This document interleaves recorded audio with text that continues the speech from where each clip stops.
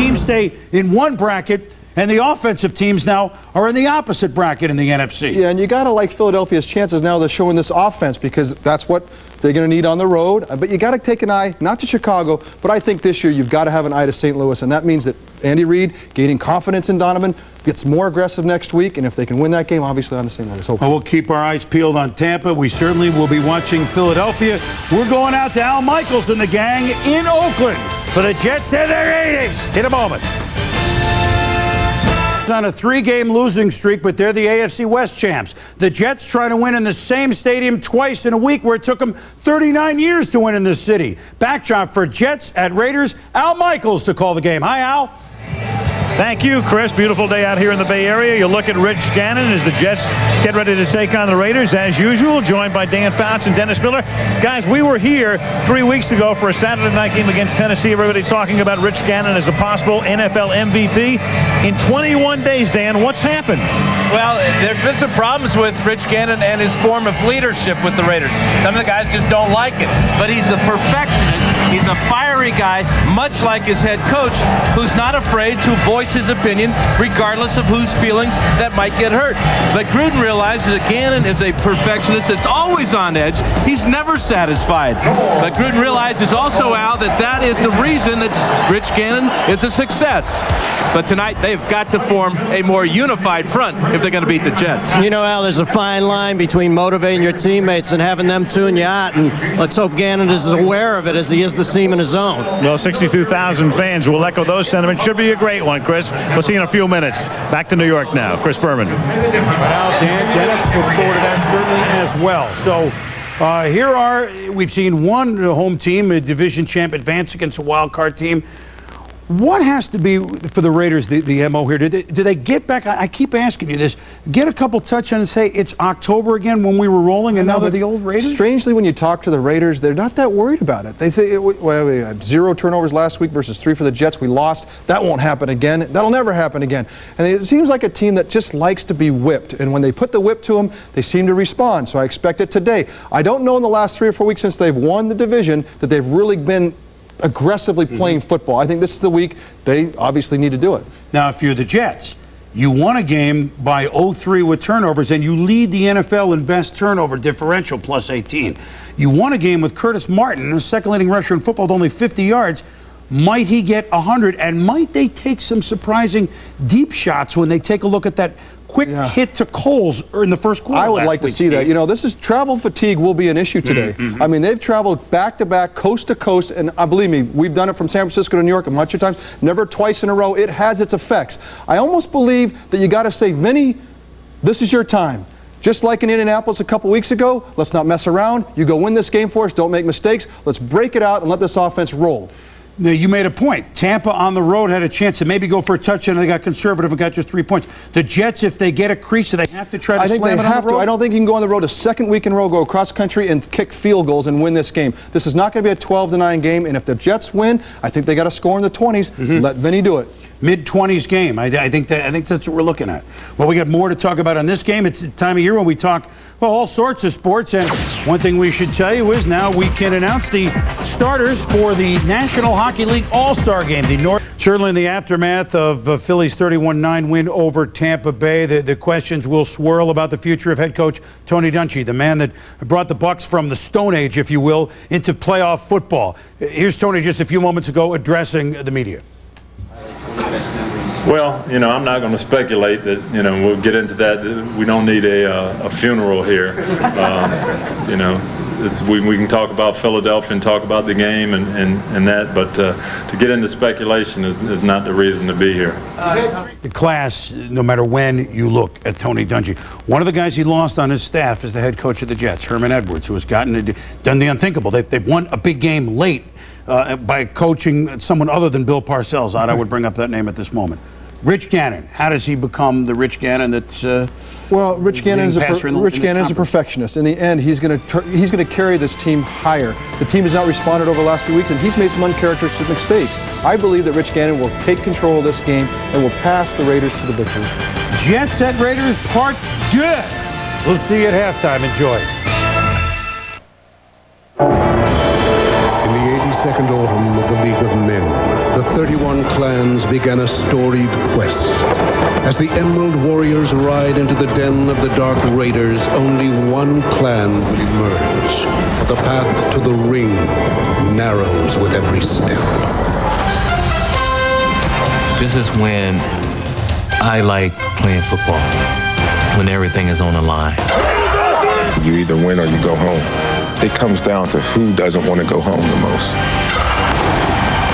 New York's return trip to Oakland and a playoff berth wasn't booked until the waning seconds of last week's season finale. Now in the postseason spotlight, the Jets and Raiders are ready for round 2 in this winner-take-all brawl as the quest begins for pro football's ultimate prize. It's one of the great motivators in this business and with this team is to try and help those guys get that ring. We want that thing bad, man. If good fortune doth befriend thee, and ill fate doth not befall, thou wilt find a prize awaits thee, one ring to rule them all. All right, get up. Are you ready? Hit it. Come on and hit it. Come on and get ready. Are you ready for some football? A wild card party. Yeah, baby. Now the postseason rumble has officially started. Only one will survive this do-or-die fight. The NFL playoffs coming on. That's right. It is simply a perfect early evening in the San Francisco Bay Area. San Francisco in the background, the East Bay in the foreground. And inside now to the Network Associates Coliseum, which is, as you can hear, really rocking for this AFC wild card playoff game as the Oakland Raiders host the New York Jets for the second time in 6 days. I'm Al Michaels. Welcome to Oakland. Well, the Jets took an interesting road into the playoffs, and that is the key word, road, because this team was 3-5 at home, 7-1 on the road this season, and the Jets won the tight games. 3 times they won a game by 1 point. One other game they won by 2 points. If they win here, next weekend they go to Pittsburgh to meet the Pittsburgh Steelers in the second round. Last week, a tremendous win with John Hall's 53-yard field goal. Exhilarating for the Jets. Gut-wrenching for Oakland, though. The Raiders blew a chance for a bye. With a win last week, they would have been off, and they would have had a home game here next week. Instead, they play tonight, and then if they win, they go to New England next Saturday night. And they come in having lost 3 straight. Dan Fouts, I think this is a terrific matchup. Really looking forward to this game. What do you think of the keys? Well, Al, in Curtis Martin, the Jets have the league's #2 running back, and he can help take some of this crowd out of the game tonight, control the tempo, and although the Jets beat the Raiders just last week, they feel they need to continue to run the ball more with Curtis Martin. That will help take the pressure off of Vinny Testaverde. Now, the Raiders, on the other hand, team turmoil, must get a jolt of confidence from quarterback Rich Gannon. Gannon's got to provide the positive leadership that has been missing the last 3 weeks. More importantly, he has got to get the Raiders in the end zone early to get the positive vibes going. A lot of storylines. Win and go on, lose and go home. It's postseason football. Tonight's air and ground stats are brought to you by FedEx.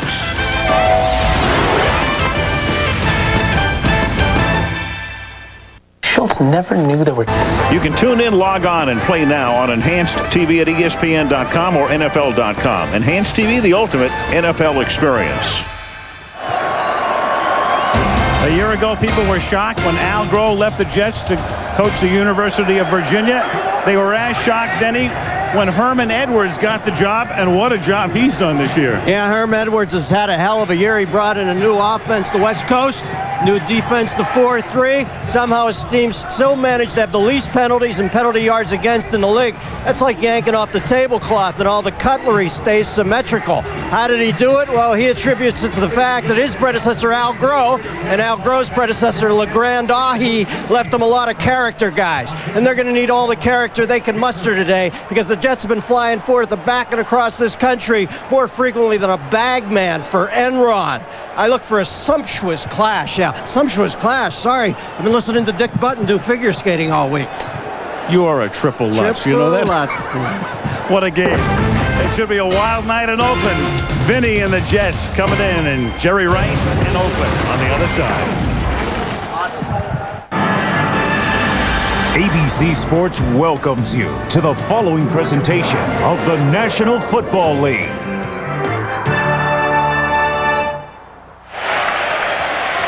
Clear skies, just a perfect night. Jets come to town to take on the Raiders. Tim Brown someday, of course, going to the Hall of Fame, but right now he's on the field with Eric Dickerson. Good evening, Eric. Hey, Al. Thanks, Al. Tim, the Raiders have lost 3 straight games. What's the confidence level of this football team right now?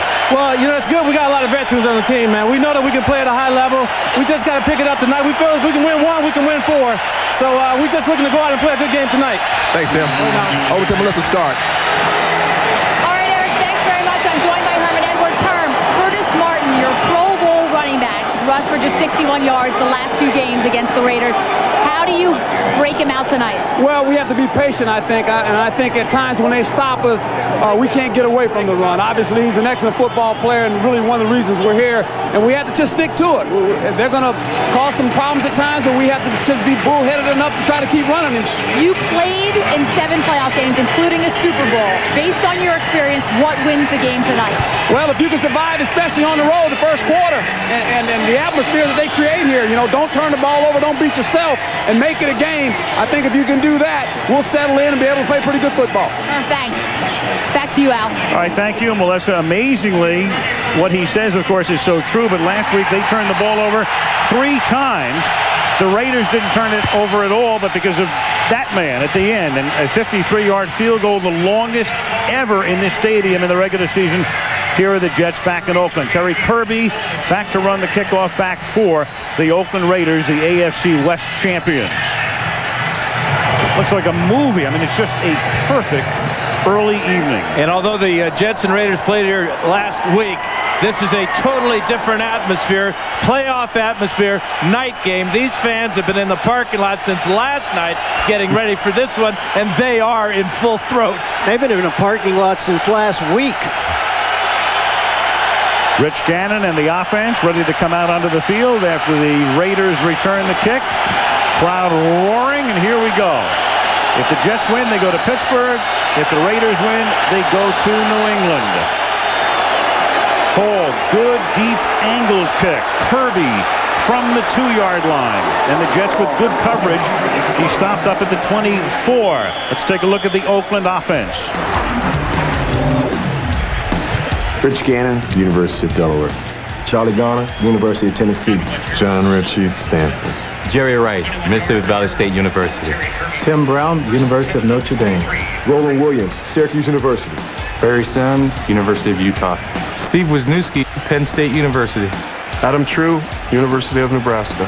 Frank Middleton, University of Arizona. Lincoln Kennedy, University of Washington. And now from the 23-yard line, the Raiders begin. Garner is the tailback in this set. And it is Charlie Garner up to the 30-yard line. Gain of 7. Here's the New York defense. Sean Elliott, University of Tennessee. Shane Burton, University of Tennessee. Steve Martin, University of Missouri. John Abraham, University of South Carolina. Mo Lewis, University of Georgia. Marvin Jones, Florida State University. James Ferrier, University of Virginia. Aaron Glenn, Texas A&M University. Marcus Coley, Texas Tech University. Victor Green, Akron University. Damian Robinson, University of Iowa. And the Raiders that time going without a huddle on 2nd and 3. Gannon hits Roland Williams for a first down. And this is what John Gruden wants to do to reinforce the jet lag, the tired legs perhaps of the Jets. Get them worn out early. He knows they've had to cross the country 3 times now. And he also likes the way Rich Gannon operates the hurry-up offense. he can get a good look at the defense, get a feel for what they're going to do, and also keep the substitution package on the sideline. Gannon's rating second in the league, second only to MVP Kurt Warner. Now Gannon to throw. A lot of time to the outside he goes. The catch is made by Jerry Rice. Good spin move, and at the age of 39 and looking like 29, he gets to the 36 and a first down. Going down the field, Gannon had a ton of time to find Jerry Rice, his outlet receiver, all the way to the left side of the field, working against Marcus Coleman. Coleman slips there, and now he slips here, and the 39-year-old looks like a 29-year-old. First and 10, the ball is at the 36-yard line. 2 minutes into the game. Ritchie is the fullback, Garner is the tailback, and Williams sets up in motion with Garner again. Squirting through the middle, taking it to the 28. Charlie Garner, the subject of a lot of speculation around the area this week. Injured his foot last week, was in and out of the game against the Jets, didn't practice much, but looked great at the outset. Yeah, but even if he doesn't play as much tonight, Al, you know, every cloud has a silver and black lining. I think if Wheatley sees some more time, he exacts a more physical price when he goes up the middle than Garner. I'm sure we'll see a lot of Wheatley tonight, but right now it is Garner who is the man, and that's a third Raider first down as he takes it to the 23 where Victor Green makes the stop. Charlie Garner this season started, of course, with Philadelphia, then to San Francisco. Only 2 players in 10 years with at least 1 first down rushing and receiving in each of his team's games. The other guy was Marshall Faulk 2 years ago. First and 10 at the 23-yard line with Gannon setting up, slings it out to the side. Here's Garner, and Garner gets taken down in the open field by Mo Lewis at the 18 after a gain of 5. Looks like John Gruden's going to get the most out of Charlie Garner that he possibly can as Garner comes out of the game now. He only practiced on Thursday for a little bit, but again, no pass rush from the Jets. Gannon is surveying the entire field. Look at him look around. Now he knows that Garner's in the flat. Another a good gain on first down. And Tyrone Wheatley sees his first action. He comes into the game. Garner goes out. Ritchie remains in at fullback. Jeremy Brigham goes in motion, and Tyrone Wheatley, the one-time Giant, former Michigan star, takes the ball to the 13 and close to a first down. Tackled by Steve Martin, and a most impressive opening drive by the Raiders. Hey, Dan, Gruden told us he wanted the forced tempo because he said his team was getting into an NFL glide coming out of the huddle. What exactly is an NFL glide, my friend? Well, it's when they take their time getting the line of scrimmage, and right now it appears that we're with this clock stoppage to get a chain measurement here. Gruden has things going just the way he wants. This is even a more of an up-tempo with the no huddle than Gruden would even like. I mean, he likes the way they get out of the huddle and gets their formations, is shifting. But I really believe that this is a tremendous advantage for the silver and black to really reinforce the negative thoughts that the Jets might have on the effect of the travel across country. Well, we have seen Garner, we've seen Wheatley, and then when they get to third and fourth and short, they go to Zach Crockett. So Crockett is in the game. Behind Ritchie, third down and inches at the 13-yard line. Against a 5-man front, Crockett. And he's able to get his shoulder into the Jet defense and push him forward for a first down. Capsulizing the Raiders this season. Won the AFC West for the second year in a row. Last 6 games, 8 points or less, so 1-possession games, but they lost 4 of them. They were 4th in the league in scoring, and as we mentioned, Gannon with the second highest pass rating in the league to Warner. At the 11-yard line, first down. Wheatley is the tailback. Wheatley gets the ball, and Wheatley gets stood up at the 9-yard line and pushed back from that spot by, among others, Marvin Jones. Not a lot of surprise as to what the Raiders are doing on the ground. And I do know one thing, Al, that direction they're running in is south. This is the way the stadium is laid out. So the north and south running that Gruden wants, he's getting. This drive began back at the 23-yard line, opening drive of the game. Garner and Crockett are now in the game together as split backs in this set. And it's 2nd down and 7 from the 8-yard line. That's Brown in motion toward the inside. Gannon pump fake, slings it to the outside to Garner, breaks a tackle, and gets to the 4-yard line. They had him stopped back at the 11. Marcus Coleman couldn't wrap him up, and Garner takes it inside the 5, and that'll set up a 3rd and about 3. Well, Gannon wanted to throw a screen pass to the other side of the field. Again, no pass rush allows him to come all the way to the near side here. And then Marcus Coleman now, 2 big missed tackles. Early in the drive, he missed Jerry Rice, and now he's got Charlie Garner dead in his sights. Can't wrap him up, and the Raiders are inside the 5. Great opening drive for Oakland. Spot the ball at the 3-yard line and make it 3rd and 2 as Garner comes out, and Randy Jordan and Terry Kirby in the game. And this is Jordan as the setback as Gannon throws, and he hits Jordan in traffic on a curious call, and he gets stopped shy of the 1st down, and that's going to force them to bring Janikowski in for a field goal attempt. A curious call. As well as the Raiders have been running the ball, they already have 31 carries on just 31 yards on 6 carries. So here is Janikowski on and off the field trouble, cellulitis in his foot, and all the attendant problems for a 21-yard field goal, and this one is good. He thought he was ready to kick last week, but Gruden had him inactive. He's back tonight, and he gives them the lead. But the drive bogs down on the 3rd down call, and the Raiders settle for 3-0. Let you down, make it a Bud Light. Janikowski's foot fell off right after the field goal. I don't know how to interpret that.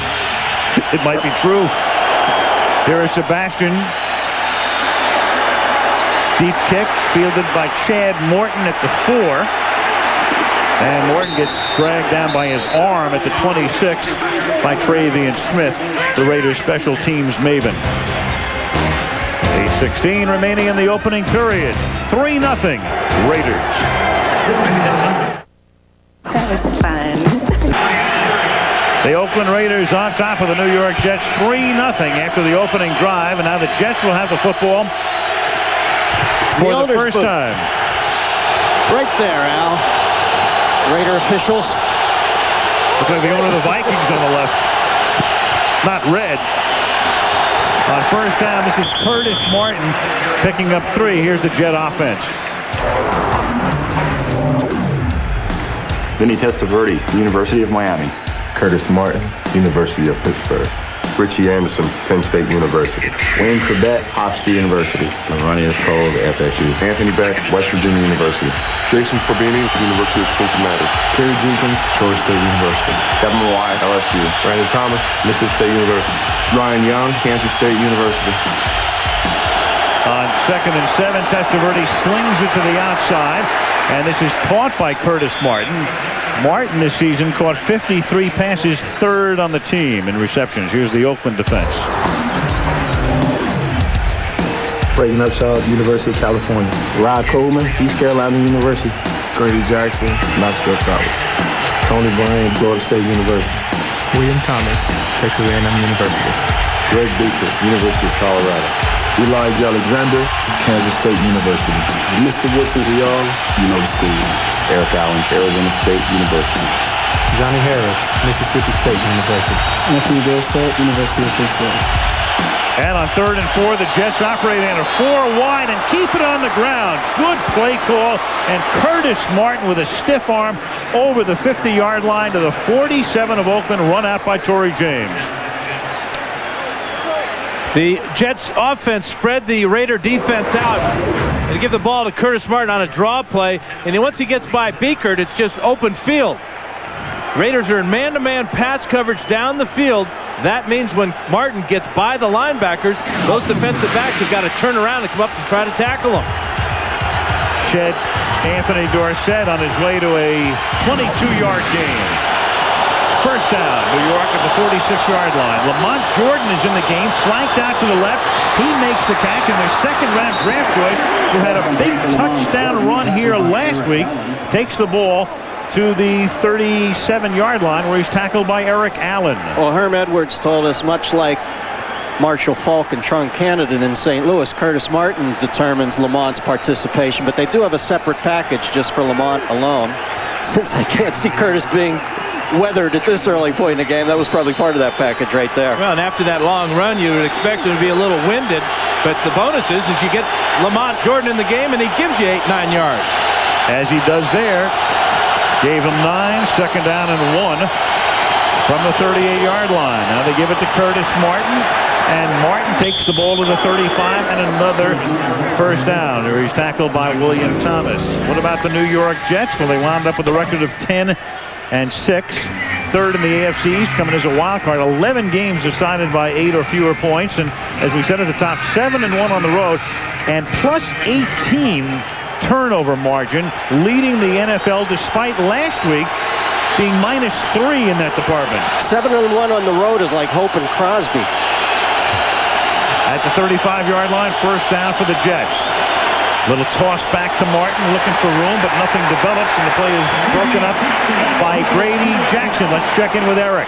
Well, I'm very surprised the Raiders came out so confident. Now, as a former player, when you lose 3 games in a row, believe me, it's hard to be a confident football team. The Jets are 7-1 on the road. They just beat this team last week. They didn't play very well, but they still won the football game. But right now, I must say, the Raiders look very confident, but I really believe that the Jets are a little bit more confident. Well, the Raiders with a good opening drive, but it bogged down at the end, and they had to settle for a field goal. Now the Jets, after a couple of first downs, with Lamont Jordan in the game in the backfield on second down and 11 from the 36-yard line. And they give it to Jordan, and Jordan takes the ball inside the 30 to the 29. Lamont, the second-round pick out of Maryland.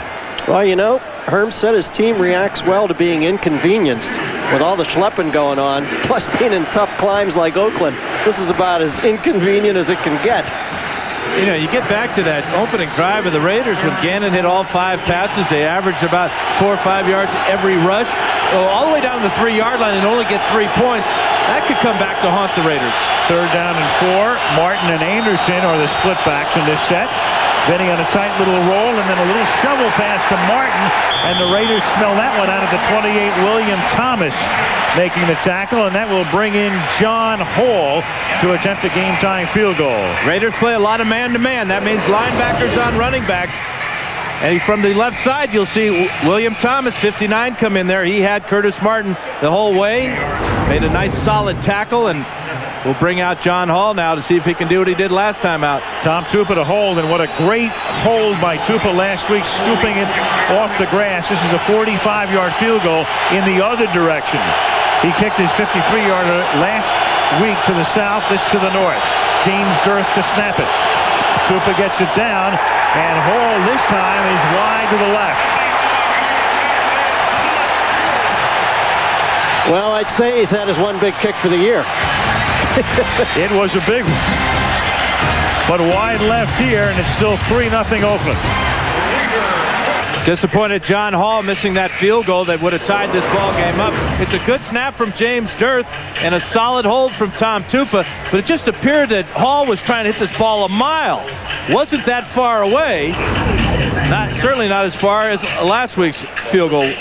Well, last week, the longest game-winning field goal in the history of the league in the fourth quarter or overtime in a postseason game of the final regular season game for a team going to the playoffs. Second game-winning field goal in Jets history, longer than 40 the last 2 minutes. And what surprised me most of all, longest regular season field goal ever in this stadium. And he followed it right up with a monstrous kickoff last week. Yeah. He did, and that was a big one with 59 seconds to play. Here's Wheatley beginning this drive with a 4-yard gain. Saturday, February 9th, we'll wrap up ABC's coverage of the NFL this year as we go to Honolulu, as we always do, for the Pro Bowl. Aloha Stadium in Honolulu at 4:30 Eastern and 1:30 Pacific on Saturday, February 9th. On the island of Maui. Or no, that's Kevin Maui's playing. Oahu. Oh, sorry. John Abraham will be there. Second-year Jet defensive end. It's second down and 5. Gannon slings it out. It's caught by Brown. And Tim Brown takes the ball out to the 47-yard line. And that's a first down for one of the great receivers of all time. That may be a rushing attempt because it appeared that that was a backward pass by Rich Gannon as Tim Brown bellied back from the line of scrimmage. Check this out. Yep, yeah. That's going to be go down as a rushing attempt for Tim Brown, and a darn good one. Brown this season caught 91 passes, and Jerry Rice caught 83. The numbers just about mirroring each other. 1st and 10. Gannon throws. There's Rice. Rice gets chased out of bounds finally by Damian Robinson as he takes the ball to the 25 on his second big reception. This one 29 yards. A 29-yarder to go with a 26-yarder earlier. But Rice looking like a young colt across the middle here against the zone. Damian Robinson closing, but way too late. But again, Rich Gannon has got not only time, he's got room in the pocket. Jets are offering no resistance with a pass rush. And Gannon is now 6 of his first 6. He's been perfect for 72 yards.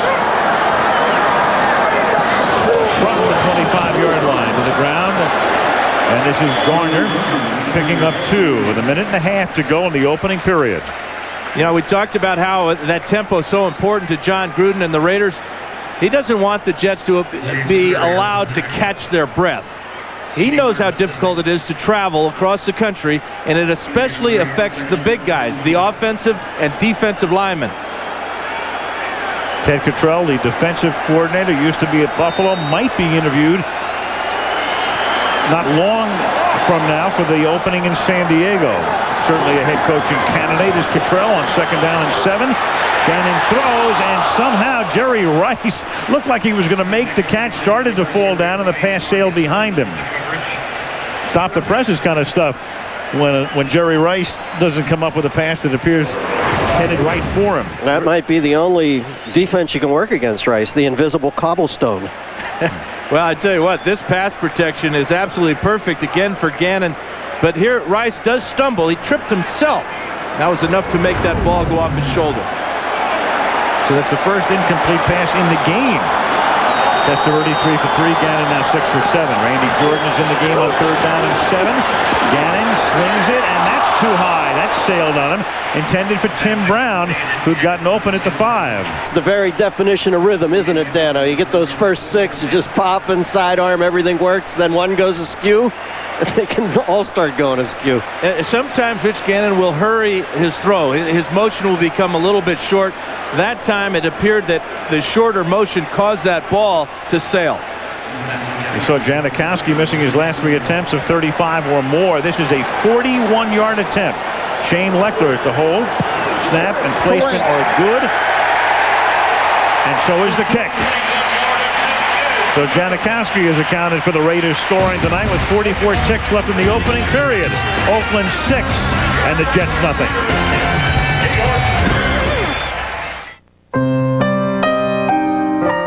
Chrysler Classic coverage beginning next Saturday, 3 Eastern, right here on ABC. Janikowski to kick off, and this time it is a short kick, fielded at the 11-yard line as Chad Morton takes it away from Lamont Jordan, and Morton is into Raider territory before he trips and goes down at about the 48-yard line. Trip near where Rice tripped. 41-yard run back, setting the Jets up on the Raider half of the field. Jets at the 48-yard line. Oakland leading 6-0. Waning moments of the first quarter. Testaverde throws underneath to Curtis Martin, and Martin gets taken down by William Thomas at the 41-yard line. Earlier today, in case you missed it, the Philadelphia Eagles advanced, knocked off Tampa Bay 31-9 at the Vet, and it's Philadelphia at Chicago next week. Meanwhile, if the Jets win here, the Jets will be going to Pittsburgh. If the Raiders win tonight, they go to New England. And that is the end of the first quarter. Oakland leading 6-0. And Wild Card Saturday returns from Oakland after this from our ABC station.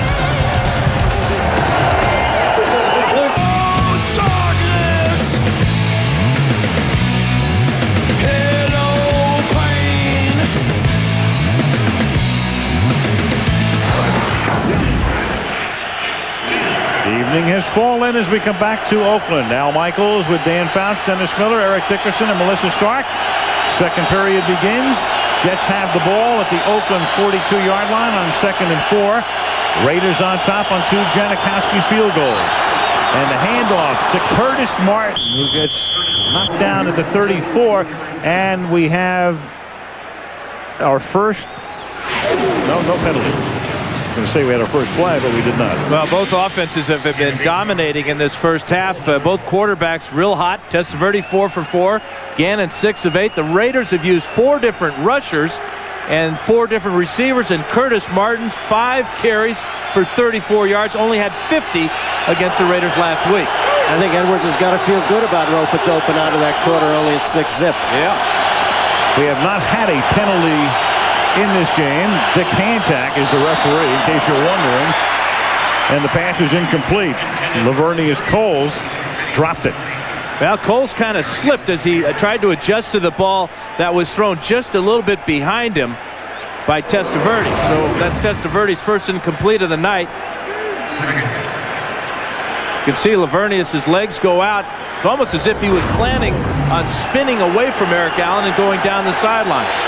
That plays completely about where the ball's delivered. That's where Warner kills you when you play the Rams. Second down and 10 from the 34-yard line. And this is Martin. And boy, the Raiders are off the ball very quickly on the defensive side of the ball, Dan. They had a great game last week anticipating the snap count of Vinny Testaverde. One thing the Jets have to do tonight is mix it up. Here is big Grady Jackson right in the middle here as he goes unblocked. Kevin Mawai and Randy Thomas as Vinny hands off, and there is Grady Jackson. If Grady Jackson can go unblocked, anybody can. Lone assignment. Third down and 10. Vinny comes back the other way. They set up the screen, and the pass is caught by Richie Anderson. Anderson is stopped at the 27-yard line, and that'll bring John Hall out again for about a 45-yard attempt. Vinny would have liked to have seen Richie Anderson be a little more patient there after he caught that ball. He kind of didn't allow his blockers time to set up their blocks and get him to that first down. I'm sure somebody tried to calm Hall down during this little hiatus because he tried to knock that first one back into San Francisco. This is the same difference, but the other direction. 45-yarder. Tom Tupa to hold. And this time, it is good. So he's what's known as a north to south kicker. Took a little bit off, didn't he? And right over the bar. 12:45 left in the half. 6-3 Oakland. Hi, I'm Tim Brown, the Oakland Raiders. The playoff is what it's all about in NFL. But the men and women serving in the military, now that's what it's truly all about. Go USA. Tim Brown spent his entire career as a Raider. Tremendous college career, of course. Heisman at Notre Dame. John Hall to kick off now for the Jets. After his 45-yard field goal, this kick taken by Terry Kirby at the 7-yard line. Kirby up to the 30. Rich Gannon. We talked between games about the fact that Rich at one point, not long ago, within the past month, thought of very highly in terms of an MVP candidate, but then of course the Raiders going down to defeat in their last 3 games, and that ended any possibility of that happening. Kurt Warner won the award. Marshall Faulk wound up second in the balloting. Well, Gannon's got to use his noggin when he meets out that Paris Island thing. That vibe has never really played in Raiderland. From the 30-yard line on first down. Gannon surveying, goes to the outside. Catch is made there by Jerry Porter. One of the big things about when you do criticize players, and I used to ride my players pretty good too, but there's always a fine line there of balance where you want to make sure that the guys know that you're doing it in a way that is positive, in a way that is not a personal attack, and in a way that is all for the good of the team. And that's the thing that you got to keep in mind. And Rich did say we, and he included himself when he talked about the Raiders needing more discipline. From the 42-yard line on first down. Wheatley up to the 48. And the great thing about the relationship between John Gruden and his quarterback, Rich Gannon, is they don't care about speaking their minds or gesturing or what effect it might have on the other guy, because they're both passionate about the game. They're both considered hotheads, perfectionists in their own ways, but they are 10-3. They are in the playoffs, and they are winning this game. Well, he can parrot the fact that he feels he might need more discipline too, but if he gets any more discipline, he's going to implode. Gannon. Second and 5 from the 48-yard line. Wheatley runs into his own man, Ritchie, and that knocks him down at the 48-yard line. You know, Gannon might need a little less discipline. You think back on great Raider quarterbacks, they're going to go right to the snake, and he didn't exactly do it with Arthur Murray footprints, did he? No way. Darryl LaMonica, the Mad Bomber. They've had their share of wild men at quarterback. Yeah. Dan, when a quarterback says we need more discipline, I mean, specified bed check, receivers running wrong routes. Exactly. What does it mean? Attention to detail, getting your head in the playbook, making sure you're reading the game plan, and making sure you're taking that preparation out onto the field. Meanwhile, Wheatley limped off. It's 3rd down and 5. And Gannon slings it to the outside, and Rice makes the catch. He's covered one-on-one by Marcus Coleman. Just runs a simple out pattern. First down to the 43. Now, it's simple because Gannon can get back and be sure that he can time it out on the outside. Rice with a great move. Do you see how he lowered his hips? Very sharp cut. Again, taking advantage of Marcus Coleman. But I hate to beat the dead horse, but the dead horse is the dead pass rush of the New York Jets. Nowhere near Rich Gannon on his first 10 throws. Nothing so far, not even close to getting to him. 1st and 10, Garner is in the backfield at the 43-yard line. Again, tremendous protection, no pressure. Gannon takes off, slides to a stop at the 31-yard line. First down. He's got that slide down. It looks like the Georgia Peach coming in. Well, he also had Charlie Garner wide open down the sidelines. Might have been a touchdown. But watch the protection. Not only do they keep the Jets on the line of scrimmage, they're going to open up a lane for Gannon to step up and then take off. But what Gannon doesn't see as he's stepping up and taking off is Charlie Garner. He scores if he gets the ball. And the first thing Gannon did after he popped up, he realized it. He just looked over to Garner right there and said, "Charlie, oh man, I should have thrown you the ball." Might have been a little premature on that first down call because they spot the ball just shy of it where he begins to slide. And he winds up a couple of inches short of the first down. 2nd and inches at the 33-yard line. And you know what? If he continues to have that much time to throw, he will find Charlie Garner and Jerry Rice and Tim Brown. And the Raiders will get some long pass completions for touchdowns tonight.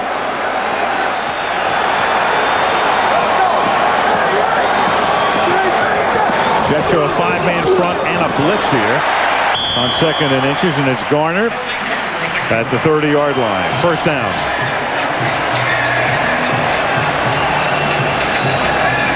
Well, a perfectly played game tonight. No penalties for either team. Both offenses are just in control, but then you got to go back to this score here. The defense is bending and bending and bending, but not giving up the touchdowns. See, Gruden had a list of 1,000 plays with 200 or 300 isolated there at the red. It was key plays. It's Gruden himself who speaks into the helmet of Rich Gannon. Gain of 3 here. Charlie Garner takes the ball to the 28. ED, what about the game so far? What's your take? Well, I can tell you, Rich Gannon is having a lot of success throwing the football because of the running game and the way that they're using their running backs. They're using Charlie Garner as their slasher, the quick trap plays, the draw plays. Then what they do, they bring in their hammer, which is Tyrone Wheatley, and really wear this defense down. And where I believe you'll see the success of that is in the 3rd and 4th quarter when the defense will get really, really tired, Al. We'll keep an eye on Wheatley because he did limp off after the last time he carried the ball. 2nd down and 7. Garner is the running back. Gannon slips, and that's about the only way the Jets have been able to get any pressure on Gannon. Rich does it himself. Marvin Jones will get a gift sack. Yeah, it's a 5-man rush, so Ted Cottrell finally brings pressure against Gruden's offensive line. There's Marvin Jones, 55, coming on the blitz. There's the slip by Gannon, and the first sack of the night for the Jets. And Marvin didn't come down nearly as hard on him as the Goose did last year in the playoffs. 3rd down and 14. That's a huge sack because if they don't pick up the first down, they may be out of field goal range. Finally a flag. They might have got Lincoln Kennedy for flinching. Dick Hantak. First time we've heard from Dick tonight. He should be in good throat. False start. Offense, number 73. 5-yard penalty. Still third down. Still third down. Meanwhile, John Abraham has been sitting out this series. Their leading sacker going to the Pro Bowl. 13 sacks. Get a report on Abraham, who's just been on the bench for this entire series. Third down and 19.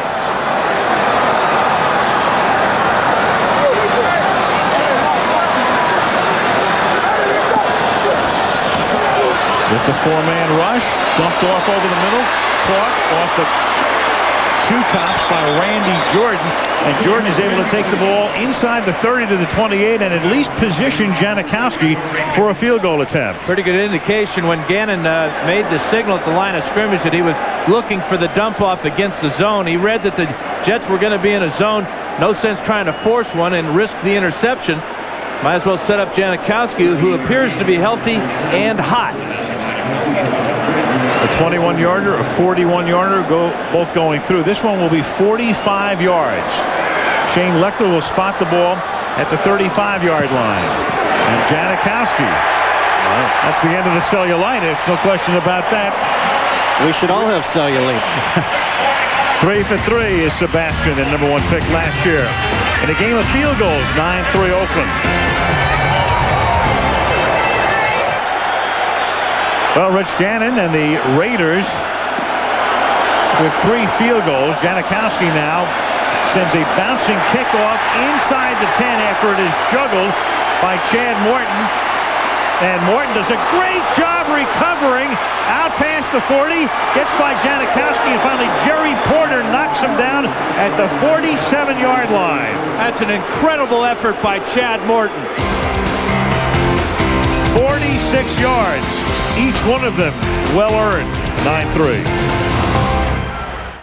So far tonight, the Raiders have run twice as many plays as the Jets for more than twice as much yardage and had the ball nearly twice as much. So the Raiders have dominated offensively, yet lead only by 6 on 3 field goals. Now after the great run back by Chad Morton, Vinny and the Jets start from the 48 with Curtis Martin picking up 5 to the 43. Tackled by Greg Biekert. Paul Hackett is the offensive coordinator of the New York Jets. Last year he was the head coach at the University of Southern California. Paul's been around a long time, assistant with Dallas.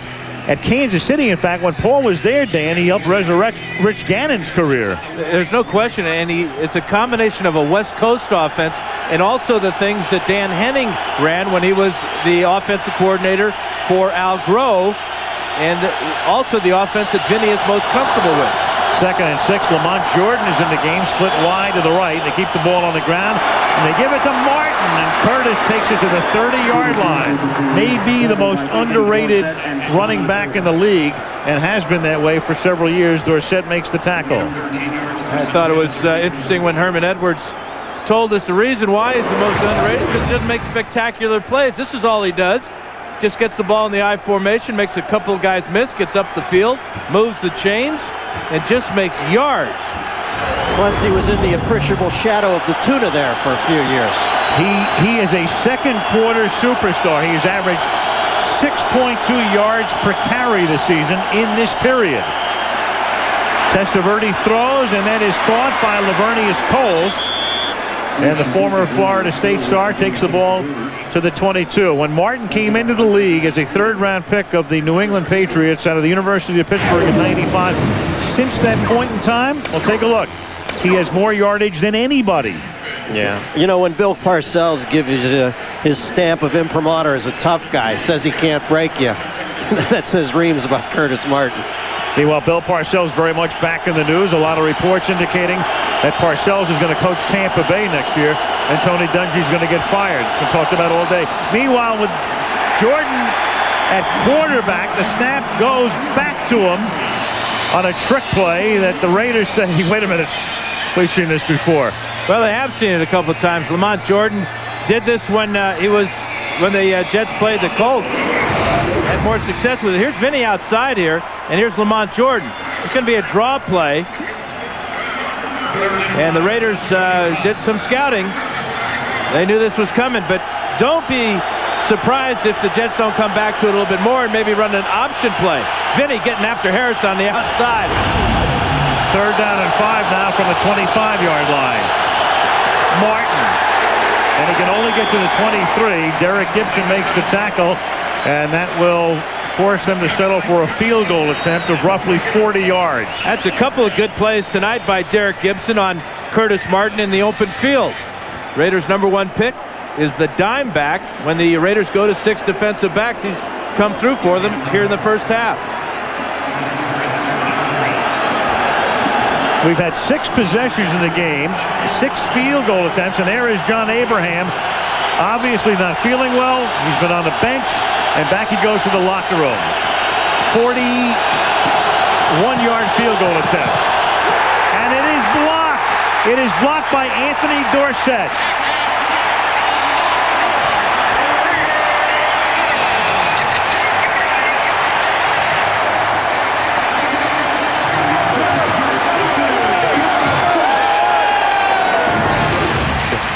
Here's Anthony Dorsett jumping to the inside of Rick Lyle as Charles Woodson was lined up on the outside.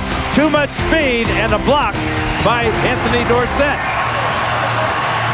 Dorsett, of course, the son of Tony Dorsett, played with Tennessee in the Super Bowl a couple of years ago, came here last season, blocking John Hall's kick. Looked like his old man hitting that hole, man. Yeah. So John Gruden's team up by 6. 3:05 to go in the first half from the 34-yard line. Throws over the middle, caught midfield. Jerry Rice, first down, 49-yard line. Let's get an update on the defensive end, John Abraham. What's happening, Melissa? Well, Al, you were right. Official word from the team, he is under the weather. A few minutes ago, he came over to the sidelines. He vomited. They gave him oxygen. He's just looked very subdued. Of course, now he's in the locker room with the doctor undergoing further evaluation. We will keep you posted. Yeah, when we saw him, he didn't look hurt. He looked sick, and that is the case. Derek Bogu is the replacement for him as Garner breaks free, and finally Coleman runs him down at the 21-yard line. Well, everybody on the Jets sidelines got to be feeling as queasy as Abraham after that run. Maybe the tri-continental trek is starting to wear him down.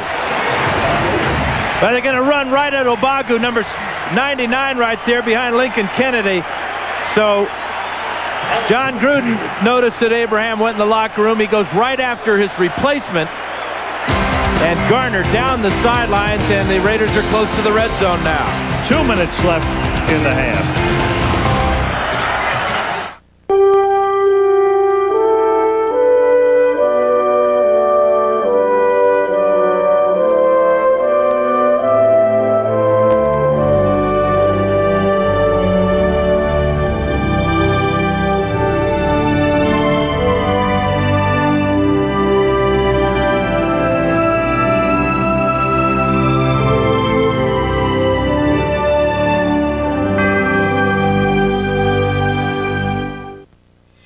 Quitting smoking? Here, taste this. Nicorette Orange. Only from Nicorette. Now this just may be a flavor I can quit with. Sometimes victory's so close. You can taste it. You can do it. Nicorette Orange can help. Of the 441 tax law changes, one could affect how much you pay. Is it on page 17 or 17,000? No one understands the changes better than H&R Block. If you're not satisfied, you don't pay. Extra soggy, extra crispy, double squirted for extra gloppiness, double breaded for extra crunchiness. Yummy! Droopy. Lunch? Get a 12-piece super bucket of KFC Extra Crispy for only $9.99. There's fast food, and then there's KFC. On February 8th, Mr. Wolf is about to go into a meeting. Yes! Get ready. Color dye? Do you really think it's gonna work? To get even. Big Fat Liar. Rated PG. Women's friends are great. You go shopping, drink some tea. Really? Might want to check your testosterone, Pip. Think you're down a couple quarts. The Job is back Wednesday on ABC. On the Toyota halftime show, Chris Berman and Steve Young back in New York, and they'll announce the AFC Pro Bowl starters. And Johnny Mack with a new show on ABC. John McEnroe, our pal, Denny, one of the great sports fans ever. What's it called, the show? The Chair. I just auditioned for a new game show called The Lethal Injection. And? Did you win the audition? He's still here, isn't he? I'm on pins and needles. 1st and 10 at the 2-minute warning. Oakland from the 23-yard line, and the catch is made by Tim Brown at the 16. Now, we made a lot about Rich Gannon's comments. The best way to lead is by example. Right now, he's only missed 2 passes all night. Offensive line doing a good job. He's in rhythm, feeling good about things. Team, the tempo is good for the Raiders. Now they got to get touchdowns and not settle for field goals. Gannon, 11 out of 13 for 127. 2nd and 5 from the 17.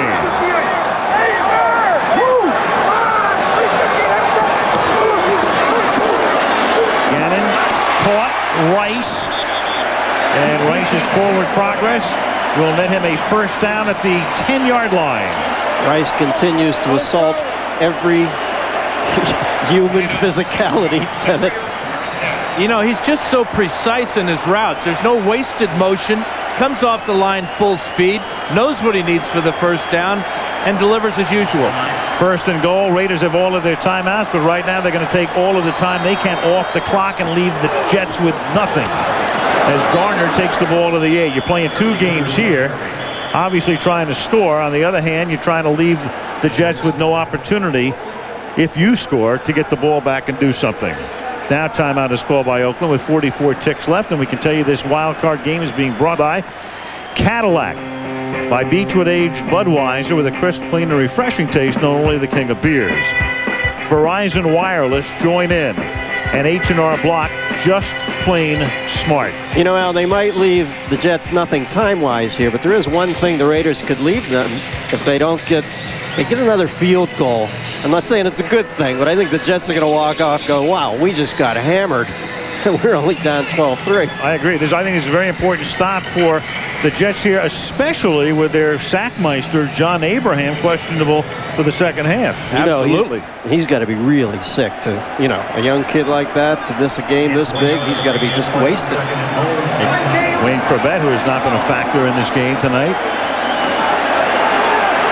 Rick Lyle right now has replaced Abraham. Crockett and Kirby are the setbacks here on 2nd down and goal. Gannon buys time, throws, caught. Brown stopped at the 3-yard line, so it's going to be 3rd down and goal. It's amazing, though, that Gannon looks so calm because he's not getting any pressure at all. Now Gruden wants a timeout. And gets one. Raiders have one left. 3rd and goal coming up. How do they see through the stock?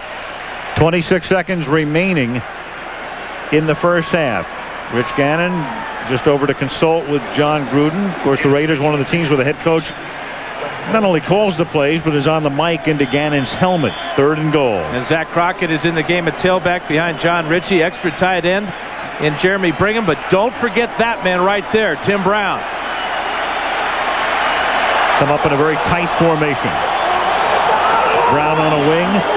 Gannon, good protection. Throws, caught. Touchdown, Brown. Beautiful Dano. I'm always amazed, Dan, that a guy like Brown, a guy you know they're going to look to first if they can get so open. And really the only viable receiver out there. Don't they know the guy's going to the Hall of Fame? Don't they know he's won the Heisman Trophy? He's the only wide receiver in the game. He was totally uncovered.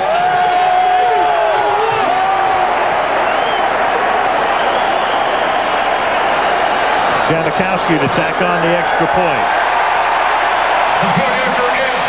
So it's a perfect drive. They get in for 7, and they take most of the time off the clock. Now it's either Aaron Glenn or Damian Robinson that does not stay with Tim Brown. Brown goes right to the corner, back of the end zone. And is he wide open? Just a touch. Gannon's not going to overthrow this one, is he? Puts it right on his shoulder. I guess if you're drawing up a defensive breakdown in a clinic, you draw that play, wouldn't you? Well, I mean, it appeared that they were playing zone, okay? Well, zone coverage on the 3-yard line is tough to pull off. You got to play some man-to-man. You got to put 2 men on Tim Brown. Best of all possible worlds for the silver and black, too. Only 22 seconds left, and they do deliver the big punch to New York. They're letting them know they can indeed get in the end zone, and they're not going to be given a pass in the second half. First touchdown of the game coming after the blocked field goal by Dorsett. Now the Jets are going into that halftime locker room really cognizant how up against it they are. And maybe that, when your mind's a little weak, maybe that's when that jet lag really sinks in, Al. The Jets right now just trying to think about getting something going offensively in the second half. Right now, their only hope really here is a very good run back after the Janikowski kickoff to at least set up a possible field goal attempt. And he sends a bouncing ball down to Lamont Jordan. And he brings it back up to the 36-yard line with 17 seconds remaining. Series premiere of The Chair. We're talking about Johnny Mac, John McEnroe. New career, there he is, as the host of The Chair. It premieres this Tuesday night at 8 Eastern and Pacific, 7 Central on ABC. Our man Johnny, I'm going to be watching that show on Tuesday, didn't it? Wow, that looked like, that had dentistry, marathon man, Larry Olivier with a drill written all over it, didn't it? First and 10, ball at the 36-yard line as Testaverde on a draw play gives it to Curtis Martin. And Martin takes it up to the 49-yard line, and the Jets are going to take a timeout to try to set up one more play to get Hall within field goal range. Yeah, they need about 20 yards, but this was a great start to this drive with just 17 seconds to go. Curtis Martin with a huge hole again on the draw and a strong, hard tackle by Johnny Harris. So now Testaverde's going to be looking to throw the ball over the middle. He's got a timeout to use. With 11 seconds, he's got enough time to get back there, survey the field, and get the ball off. And again, the thing about the Jets offensively, we've been talking about the pass protection that Gannon's been getting. Well, Testaverde's had great protection in this first half as well, has yet to be sacked in 8 throws.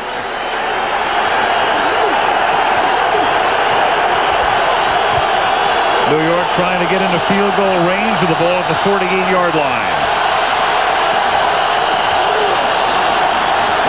Testaverde going deep into coverage and trying to draw the flag was Coles, but Eric Allen was right there, had position, knocked it away.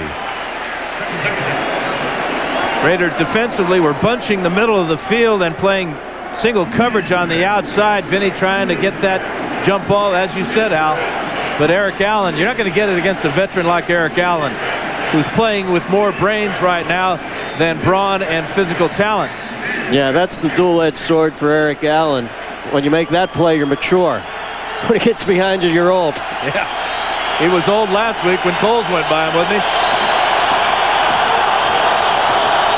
Barring a defensive foul, it's the end of the half here. Vinny escapes, then throws. It's caught by Coles at the 25 and looking for somebody to lateral to, and he laterals it to Martin, who's the perfect guy, but now Curtis needs some help, and it's like the Stanford Cow play with everything but the band. And that's the way the first half ends.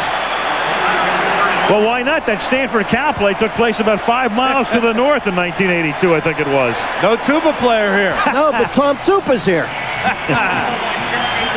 End of the first half, and the Oakland Raiders trying to win a trip to New England, leading 16-3. Here's Melissa. All right, Al, John, you guys lost the 3 games coming into tonight. You're completely dominating. What's the biggest difference with this team? I have no idea. We're just playing a little bit better, but we got a long way to go. And you're losing your voice. Thanks, John. Okay, now to New York we go. At the half, check in with Chris Berman. Chris. All right, Al, thank you very much. And here with Steve Young. And, well, some hijinks at the end of the half, but certainly some high quarterback play. And the fellows were talking about it at the end of the half. Rich Gannon, 14 of 16. Yikes. We talked about him early being a perfectionist, and he's taking the lead here. I think he's led all 4 scoring, 8, 7, 6, and 10 play drives, all scoring drives. And then you think about the Raiders, who are the guys that you look to? Right. The old guys, Jerry Rice, Tim Brown, Rich Gannon, even John Gruden fits around that late 30-something crowd. They're carrying it. 16-13 back with the Toyota halftime show to announce the AFC Pro Bowl starters after this message and a word from our ABC stations. Get the feeling. Here now, Chris Berman and Steve Young. 16-3, the Raiders lead the Jets earlier today. If you weren't with us at the fake flubber at the Vet, it was the Philadelphia Eagles over the Tampa Bay Buccaneers 31-9. And the big play came last minute of the second quarter. Donovan McNabb, the swing pass to Deuce Staley, and he just churns it up for a 17-6 lead. Yeah, it seemed like Donovan used his feet and his eyes early, and then Deuce, and the rest of the team followed it through. The rest of the game played a very clean game. So the Eagles, Steve, go on to Chicago, very similar to the two teams that allowed the least points in football. Bears 203, Philly 208. I think it's a great matchup, and I think that in the end, Donovan McNabb and his dynamic ability will be the difference in this ballgame. That should be intriguing. Similar styles there. Well, earlier today, we were able to announce the starters in the Pro Bowl in the NFC, game to be seen here on ABC Saturday, February 9th. Now it's time for the AFC.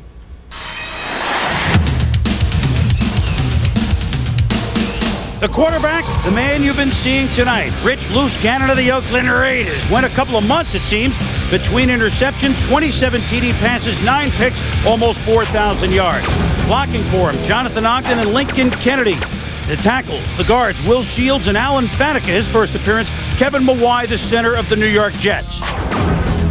Gannon will be throwing to the leading receiver in football, Rod Smith of the Broncos, Marvin Harrison, a triple-figure receiver, Curtis Martin, Larry Centers in the backfield, Tony Gonzalez, the starter at tight end, but he is hurt. We won't see him in Hawaii.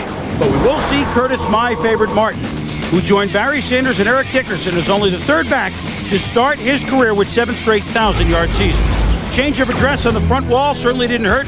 John Randall, now a Seahawk, Marcellus Wiley, now a Charger. They're starting along with Trevor Price and the Jets' John Abraham up front. The linebackers come from what we like to call the AFC Blackjack Division, the AFC Central. Jason Gilden of the Steelers, Jameer Miller, the first Pro Bowl starter and player of the New Browns, and of course, no surprise, the MVP of the Super Bowl last year, Ray Lewis, who still spearheads the Baltimore Ravens and hope they can climb up the wild card ladder again. Defensive backfield, Sam Madison, Charles Woodson at the corners, Rod Woodson, the future Hall of Famer, and Rodney Harrison are your safeties. Teams are certainly starting to throw away from the former Heisman Trophy winner Charles Woodson, just 1 pick, but yet his 4th straight Pro Bowl appearance. As for special teams, Jason Elam, your kicker, Shane Leckler of the Raiders, your punter, the dangerous Jermaine Lewis of the Ravens, the return man, and Ian, all that glitters is not gold of the Broncos, your special team. And you wonder whether that'll be the last time we'll ever see the 19-year veteran Bruce Matthews, lineman of the Tennessee Titans, in that Pro Bowl. Jets get the ball in the second half, but they got to do more than Chad Morton returning kicks. When we come back, Al Michaels with tennis great and New York Jets fan John McEnroe.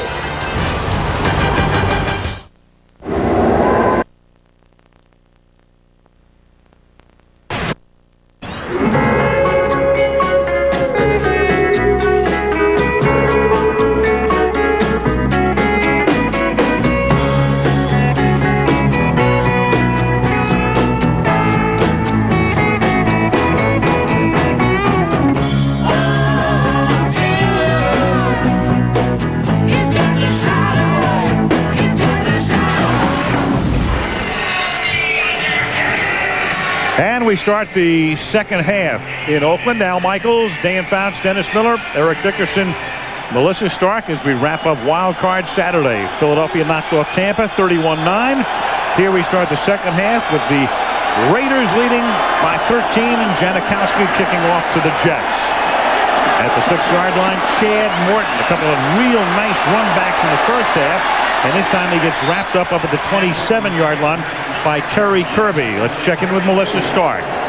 Well, Al Herman Edwards told us yesterday that if he's learned anything about the character of his team this year, it's that they stay calm, they do not panic under pressure. He said they're more mad at themselves than anything right now. In the second half, they want to finish off their blocks and open up the passing game. Defensively, he said it's very hard to get pressure on Rich Gannon without John Abraham. They want to blitz a little bit more. As far as Abraham is concerned, he has the flu. He received fluids intravenously this morning, but Edwards was not optimistic that he'll return. And that is a huge blow because he was their leading sacker with 13. Now Vinny starts from the 28-yard line with a roll to his left, a throw, and that's incomplete to the sideline, intended for Kevin Swain. When we look at the first half stats, you got to realize we had 8 possessions in the first half and 0 punts. So offensively, both teams have done a good job of moving the ball. But for the Jets, Vinny has been solid. Curtis Martin has done well. But the Jets on third down have only been able to convert 1 of 4 opportunities. That's why they only have 3 points.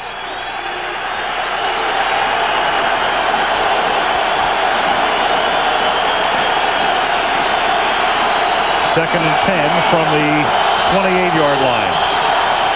And Testaverde had the receiver fall down. That was Wayne Corbett, and it's the first pass so much as intended for Corbett tonight.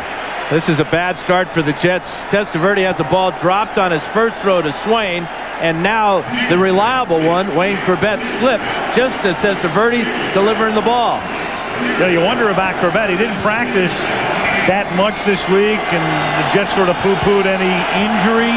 Yeah, and it's strange to hear that he was tired. I mean, this guy never gets tired. He's like the Energizer Bunny. Third down and 10 from the 28-yard line. Testaverde slings it up to the 45, and that is Coles making a great grab and getting a first down up at the 50. Covered by Eric Allen. It's a gain of 22. Well, Coles figures I'll make the Corbett catch for him. Spectacular catch. He did look like Wayne Corbett. Last week, Corbett had a catch just about like this where he juggled the ball to himself. Here it is on the outside. And that tackle by Eric Allen is a touchdown saver, because if he makes this catch and run without the tackle, he's gone. And so after a third and 10, it's a first down at midfield. Opening drive, second half. End around, ball handed to Coles. Coles able to turn the corner, and he turns it into a gain of 7 to the 43-yard line.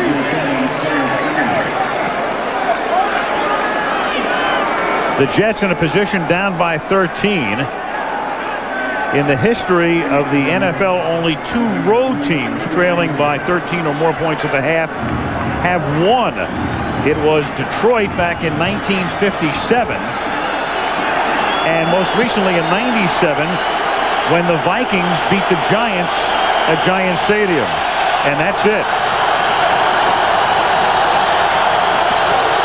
On second and 3, Testaverde slings it into traffic. Corbett juggles. Beekert says no. Officials say yes. He makes the catch at the 32. This is an incredible catch by Corbett, because he's going into traffic. He knows for one thing he's going to get murdered on this reception. Beats Woodson to the punch on the inside there. Watch the juggle here. Eyes are on the ball. Bounces off his chest down to his knees, and he hangs on for the reception. Read that 2 and 79 graphic, Al. If history's taught us anything, it's not to give up on a Herman Edwards team, no matter how late in the game. Yeah, this year they've won 3 games by 1 point, another game by 2 points. Here they give the ball to Curtis Martin, back to the basics, inside the 20 to the 18-yard line, and that moves the chains. Well, he started out with 5 straight passes. That will set up the draw play every time, and that's been the best run tonight for the Jets. Curtis Martin on the draw. Big hole there. Richie Anderson leading up on William Thomas. And this is a good-looking drive for the Jets to start the second half. But now they're in the red zone. They've got to get into the end zone. This drive started at the New York 28. Now at the 18-yard line. They give the ball not to Anderson. Instead, Vinny rolling, nearly gets sacked. And then gets just about back to the line of scrimmage. Almost a disaster, but he turns it into no gain. Well, if Vinny's Achilles isn't re-blowing out on that play, it's never going to re-blow out again. Tony Bryant's most surprised guy in the house. He wasn't able to get Lavernius Coles on the reverser in this drive, and that time he couldn't bring down old man Vinny at 38 years old. Still got the hops. Second down 9. In fact, he gained a yard. And they spread everybody out. They have Martin in the game. They have Anderson in the game, but spread out of an empty backfield. On 2nd and 9, Testaverde throws, and it is caught by Corbett. So after a silent first half, Corbett with 2 big catches, including a touchdown grab here. And just like that, the Jets get right back into the game on a 17-yard touchdown pass from Testaverde to Corbett. Well, by spreading out the offense, it spreads out the defense as well. Corbett on the corner route. The Raiders are playing zone. Johnny Harris goes to the inside receiver. Too late to get over and prevent this touchdown pass. Corbett did a nice job of acting insouciant there, like he was no longer a key player in the play, and then reactivated. John Hall for the point after the Jets go 72 yards. And that makes it a 6-point game again. Big early second half drive for the Jets. We went down by 13 at the end of the first half, and now back to within 6.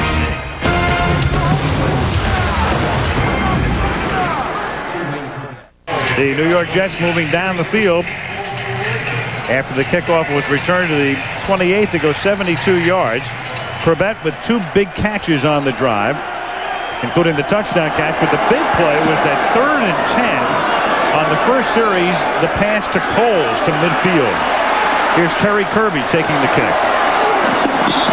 And run out of bounds at the 27-yard line. But Corbett gets into the game after a completely silent first half and puts the Jets right back into the game. The NFL for the private use of our audience. Any other use of this telecast or of any pictures, descriptions, or accounts of the game without the NFL's consent is prohibited. New York team's always coming back on Oakland this year, huh? Doesn't matter the sport. Indication baseball clearly here. This is where Derek Jeter made that phenomenal play. First down from the 28-yard line. And that is Charlie Garner taking it up to the 30. Speaking of Derek Jeter, just like that, Denny. Look how quickly we roll this baby in. Look at Jeter. That's genius, huh? Unbelievable. And that was the play that propelled the Yankees to the World Series. Then, of course, Jason Giambi leaves Oakland, goes to New York. And then the culmination last week. Not to mention the Catfish jumped ship years ago to go to New York. 2nd and 7 from the 30-yard line. That's caught by John Ritchie, the fullback, who takes it up to the 40-yard line. His first handle of the night. And that cut just won't heal. I don't think he wants it to heal. He wants to go sit up in the stands with the rest of those folks. Take a look at the Star Trek for the first half. Rich Gannon, a spectacular first half as they start the second half now with a no-huddle offense, much as they got the things going in the first half tonight, Al. Trying to tire the Jets, who are still minus John Abraham out with the flu. Tyrone Wheatley is in the game as the running back. That's Wheatley with a football, picking up 5, getting it across the 45-yard line. Well, I like where the Jets are sitting right now. You see their quarterback for Oakland at 14 out of 16. You're only down 6 points on the other guy's turf. You know, they're down, but they're still hanging in there, man. That loss of John Abraham, Sean Ellis is going to have to step up now. He is the best pass rusher that Ted Cottrell has left on that defense. 2nd down and 6 now from the 45-yard line.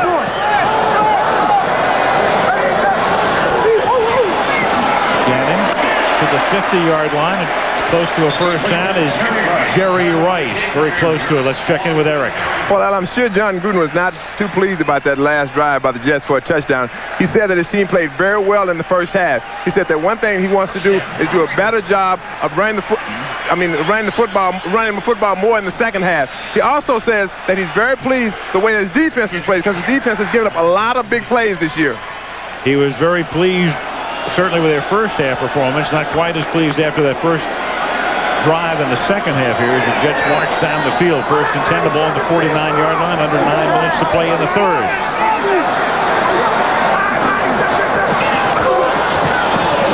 Wheatley. Nowhere. That's really not Tyrone Wheatley's strength, is jumping to the outside. He's had a lot of success tonight. You can see as he gets up a little bit frustrated. But his success will come between the tackles, but not to the outside. Eric Obagu, number 99, is playing defensive end here. Does a nice job of getting through the tackle of the tight end there, Jeremy Brigham, and bringing down Tyrone Wheatley. It's almost like he's running Garner's plays and Garner's running his plays, Dano. A little bit of a cross-up there, you bet. 2nd and 10. Gannon has completed his last 10 passes. Tim Brown, does he stay in bounds? The one official checks with the other. Yes, he does. I hate that when the officials have to talk about it. If you see it, call it. You don't need help having to talk about it. Well, you need possession and both feet in bounds, and clearly they're looking at this upstairs to see whether they want to challenge it. And if I am the Jets, I send the flag right out there now. And they better hurry because the Raiders are at the line of scrimmage. Right. Trying to beat the clock. Not going to happen. There's the red flag. Right. I can't imagine what the two officials are talking about here, because Brown is clearly out of bounds. I'm not even sure he was possessing the ball. I think the refs were just guessing.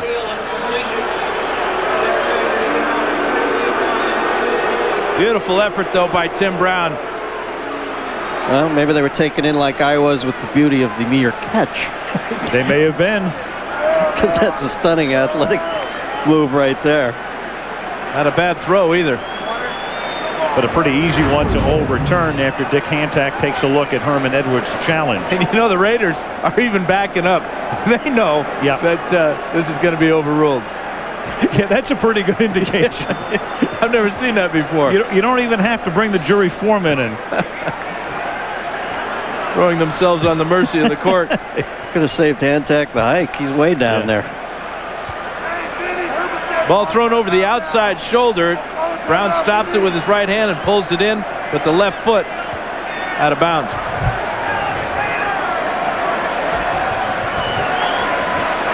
If this gets overturned, and I'm sure it will, the ball will come back to the 49-yard line, and it will be 3rd down and 10. This challenge really shouldn't take this long. No, Dick, you don't need more than one angle that way.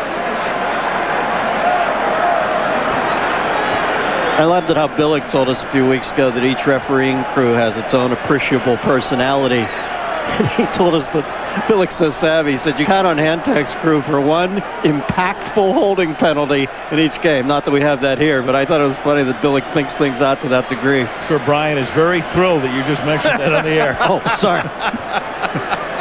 He didn't say that on deep background or something, did he? No, but just because we met him in the After parking reviewing garage. the play, the receiver had the right foot down in the field of play.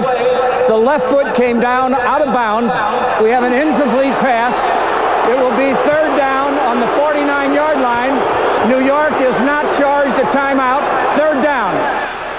No, seriously, no, I didn't violate some Billick secret. Ask Brian. Brian just came in the booth. Hi, Brian. Now that ends Gannon's completion streak at 10 and brings the ball back to the 49-yard line where it's 3rd down and 10.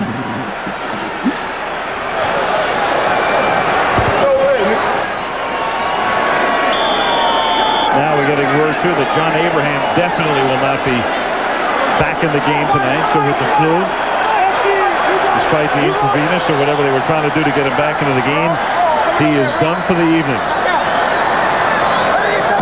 3rd down and 10. Here come the Jets on a blitz, and the Raiders pick it up perfectly. Then Gannon buys time, throws. The pass is incomplete. Crowd looks for a flag. There is none. Intended for Roland Williams. Steve Martin is chasing down Rick Gannon out of the pocket. Raiders had the right call. but Gannon's going to throw the ball behind Roland Williams, and Sean Ellis with the right forearm just sweeps Williams out of the way. Ball was uncatchable. Right. That's why there's no penalty. Exactly. Here is the first punt of the game. The Pro Bowl punter, Shane Leckler, sends one down inside the 5, and Santana Moss did a good job of deking a fair catch and letting it go into the end zone. Jets take it at the 20, down by 6. This was a perfect day and a gorgeous night in the San Francisco Bay Area. You look at the Bay Bridge, and there's San Francisco out in the distance. And now to the East Bay, back we come with 7:47 remaining in the third quarter. The Jets have a 1st and 10 at their own 20-yard line.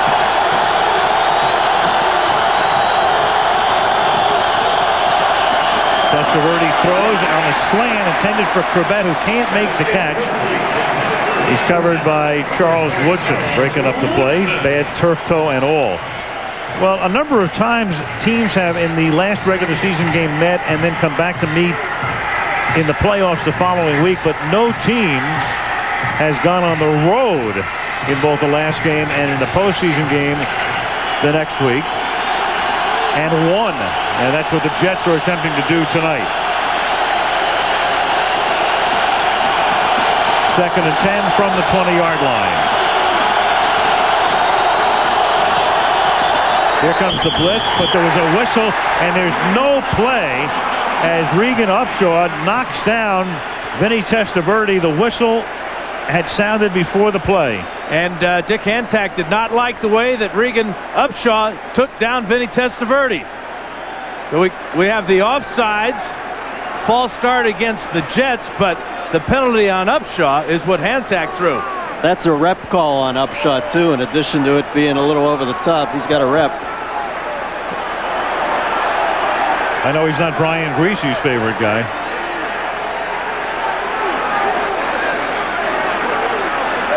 False start. Offense number 69. By rule, that penalty is declined. Personal foul. Number 91. Loving the passer after the play was blowing dead. 15 yards. First down. That's the key. The whistle was blown, and Upshaw did not hear it and kept going and slammed Testaverde. That's a real tough call against Upshaw. Very tough. I think there are just some times when the officials have to be more realistic when they're making calls on roughing the passer. That is a huge play against Gruden's Raiders. Keep in mind, Gruden says Gannon is more intense than him.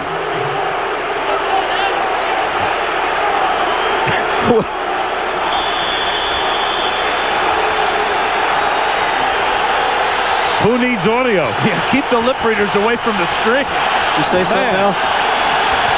1st and 10 at the 35. Fake to Anderson, then the handoff to Curtis Martin, and he comes up to the 40-yard line. He stopped there. Flag comes in at the end of the play here. Well, after not having many penalties in the first half, we're catching up in a big hurry now. Vinny, not exactly the great Slidini with that play fake. Clearly the penalty against the Raiders, the clapping by Testaverde. Regan Upshaw and Kerry Jenkins had gotten involved. How about Gruden's takes? Continuing action foul. Personal foul. Face mask. Defense, number 91. Upshaw. 15 yards from the end of the run. First down. Well, they've got to cool him off, so they have to take him out of the game. No question about it. That's 30 yards in penalties the last 2 plays. Unless you count in the short rush, the yardage that Curtis Martin got. And the Jets are all the way into Raider territory. Nobody buys into that Raider mythos more than Regan Upshaw.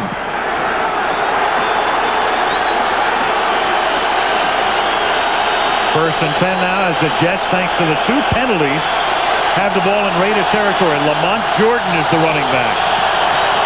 Testaverde faking to him. Vinny going deep into traffic, and it's incomplete. He tried to get it in to Lavernius Coles, but he was bracketed on the play. Eric Allen covering and breaking it up.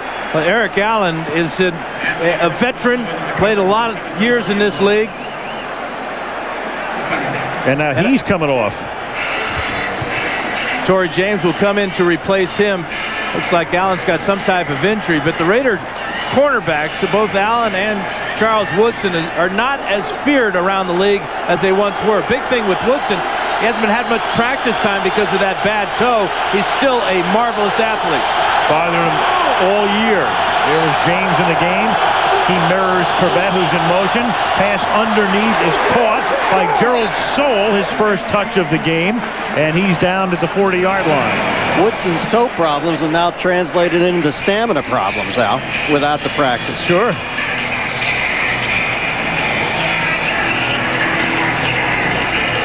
Woodson announced tonight as a starter once again in the Pro Bowl as he completes his 4th season. Eric Allen now comes back into the game, and James comes out. 3rd down and 4 at the 39. 6.5 to go in the 3rd. Raiders, who led by 13 at the half, leading by 6.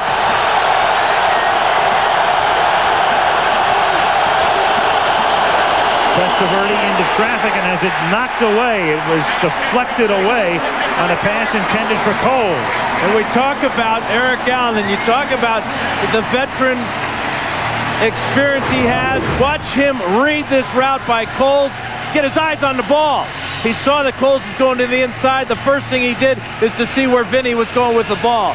You can't get any closer coverage than Eric Allen had that time on Lavernius Coles. Tom Tupa's first punt of the game.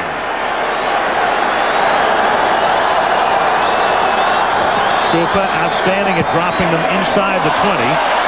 Tries to do it here. And the fair catch is made by Tim Brown to the 16. Not John Gruden's favorite series of the night, but it doesn't hurt him, except in terms of field position. This wild card game from Oakland is being brought to you by Nissan Driven. Rocky Mountain Cold Coors Light. Are you ready for a cold one? Black Hawk Down, coming soon to a theater near you. And Southwest Airlines, the proud sponsor of the NFL and official airline of Super Bowl 36. Oakland, California on the second Saturday night in January. Raiders up by 6 as you look at Jerry Rice. You look at Tim Brown there. This drive beginning at the 15-yard line. And Gannon stepping up in the pocket, throws underneath, and having to fall down to make the catch was James Jett, who's been around a long time, 9th year, but relegated to a reserve role. Jerry Rice, meanwhile, I would say ending his career, but who knows the way he is going. Just phenomenal numbers, obviously. He's lapped the field, and not only in the regular season, but in career playoff marks as well. As you can see, holds the significant records in postseason as well as regular season. As Garner takes it up to the 24-yard line, a little short of the first down. Charlie Garner's got such great feet. I mean, he was crushed there, but his feet never stopped. In fact, they went in reverse, and he backed up for 2 or 3 yards after the big hit. Watch as he hits off the right side of the Jets defense here. He'll get hit, and then because he doesn't stop his feet, he just puts him in reverse. Now 3rd down and 1, Wheatley in the game. Little toss back to Wheatley. Gets around the corner, picks up the first down. 20 more to the 40. And when you play a team 6 days apart, as these two teams are playing, that is an example of what you do to change the game plan. They come in with the heavy look of running the power up the middle. They fake it to Crockett, flip it outside. The Jets were caught thinking that it was going to be power up inside. That is game planning on the second game in a short period of time. And the big man gets the ball into the safe house of the outside arm. Nice attention to detail. 16-yard pickup from the 40-yard line on first down. Gannon rifles it over the middle, and that's into the arms of Charlie Garner for a first down to the 43-yard line. You know, not only can Charlie Garner put his legs in reverse, he can roll down the field. As he catches this ball, the ball will force him to the ground, but the whistle doesn't blow. So what do? Just keep rolling. 1, 2, 3, get touched there, that's 5 yards. He averages 4.5 a roll. That's regular for him. Garner 66 on the ground, 27 more in receptions. 1st and 10 up at the 43-yard line of the Jets. Garner again. Fights for a couple to the 41-yard line. A reminder, the week after the Super Bowl, the following Saturday, will be in Honolulu at Aloha Stadium, where the AFC takes on the NFC in the Pro Bowl game, which begins at 4:30 Eastern, 1:30 Pacific, and 11:30 in the morning in the islands on the 9th of February. John, that's one place John Gruden doesn't want to wind up, because the staff that coaches the Pro Bowl team is the staff that loses the conference championship game. That's where he was last year. Yes, he was. 2nd and 7. And Gannon airing it out, and Brown tries to get free and can't. And Brown is exorcised because he thought Aaron Glenn was hand-holding. They were certainly battling going down the field. Glenn is 31. Brown is 81. Watch the hands going back and forth. Brown tries to push off. Glenn tries to hold. That's a good non-call because this ball was overthrown. Don't think Tim Brown could have caught it without the contact. Yeah, but if it's thrown, if it's not overthrown, is that enough for a call? It looks iffy, huh? I think those two guys would have to talk about it in the striped shirts. 3rd down and 7 from the 40-yard line. Jets come on the blitz. Raiders pick it up beautifully, but then Gannon sidearms it and has it knocked down. That's a huge play for the Jets. Not able to get the sacks on Gannon last week, but they did knock down 3 of his passes. This is a huge play on a 3rd down that keeps the Raiders out of field goal range and forces this punt. Watch Gannon with the sidearm. Rick Lyle, number 95, with his right arm gets up in the air and foils that pass. Lyle in for the flu-like Abraham.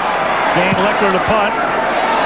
Santana Moss back to receive, and the kick goes into the end zone for a touchback.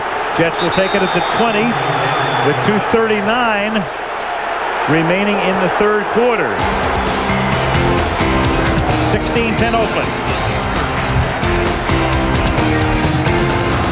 Jets have the ball at the 20-yard line. 1st and 10. And a little toss back to Curtis Martin, who picks up 3, and he's out of bounds at the 23.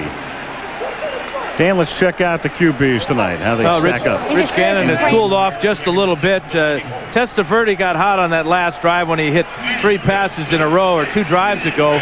And, of course, the 17-yarder to Wayne Forbett for the touchdown. It has made this game a lot more interesting. The defenses are settling in more now. We've had a couple of punts, and now the Jets are trying to long drive from their own 20. 2nd down and 6 at the 24-yard line. And that is caught by Coles. Beautiful play. Working to the outside. And Coles is out of bounds at the 44-yard line. Let's go down to the field, check in with Melissa. Allen, injury update on Raiders cornerback Eric Allen. He is experiencing cramps in his left calf. He's going in and out of the game so they can work on it. So it's clearly affecting him. And Torrey James is the guy who keeps coming in and out with him.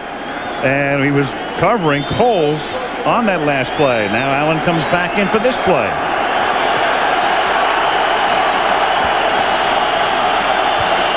First and 10 at the 44-yard line.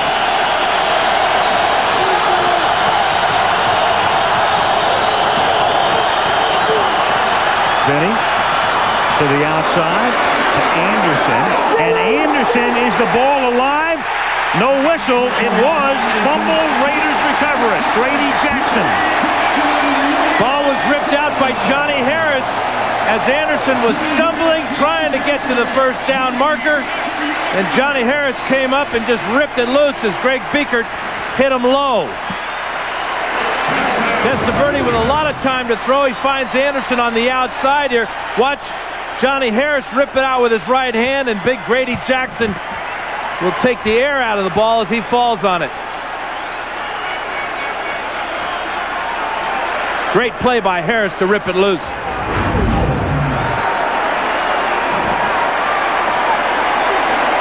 Second Jet turnover tonight. Oakland has none.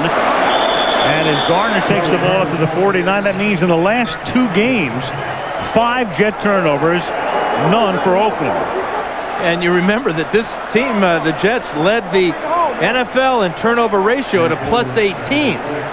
So uncharacteristic of the Jets to have these turnovers last 2 games against the Raiders. And yet they won last week, and they are still hanging in here. Amazing. Second down and 6. They won 2 games during the regular season, -3 in turnovers. The other was against Carolina. And that's Rice on a slant. Jerry Rice to the 3. You don't tomahawk chop a ball out from Jerry Rice from behind. See that cover up. 47 yards. And a classic Jerry Rice post pattern. Gets to the inside at full speed off the line of scrimmage and an extra gear to get inside the 5-yard line. His 24th playoff game of this great career. And please, Jerry, whatever you do, don't retire.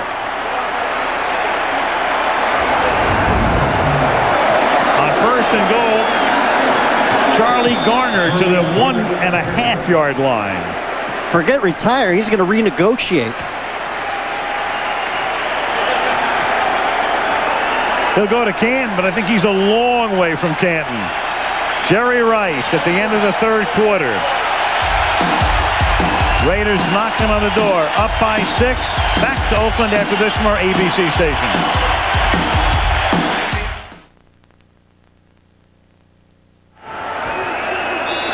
One of these guys goes on vacation next week. The other prepares for action next weekend. Herman Edwards would go to Pittsburgh. John Gruden would go to New England as we start the 4th quarter. The Raiders up by 6 and threatening as they have it second down and goal at the 2-yard line. John Ritchie and Zach Crockett with the running backs. Crockett the tailback, Crockett with the ball, Crockett with a touchdown.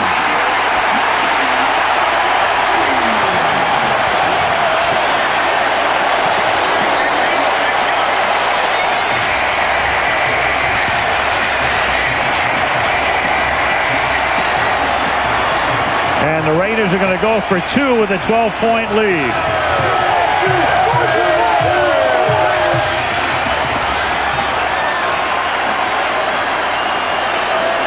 Give added rest to Seb Janko's cellulitis-addled foot. And a smart move by John Gruden. Oh, that's what I meant to say. Good math. 2-point conversion. They'll try it on the ground. They get it. Garner. Charlie Garner adds the deuce to make it a 14-point game. During the regular season, Zach Crockett scored 6 touchdowns. Al talked about how he is the short yardage specialist.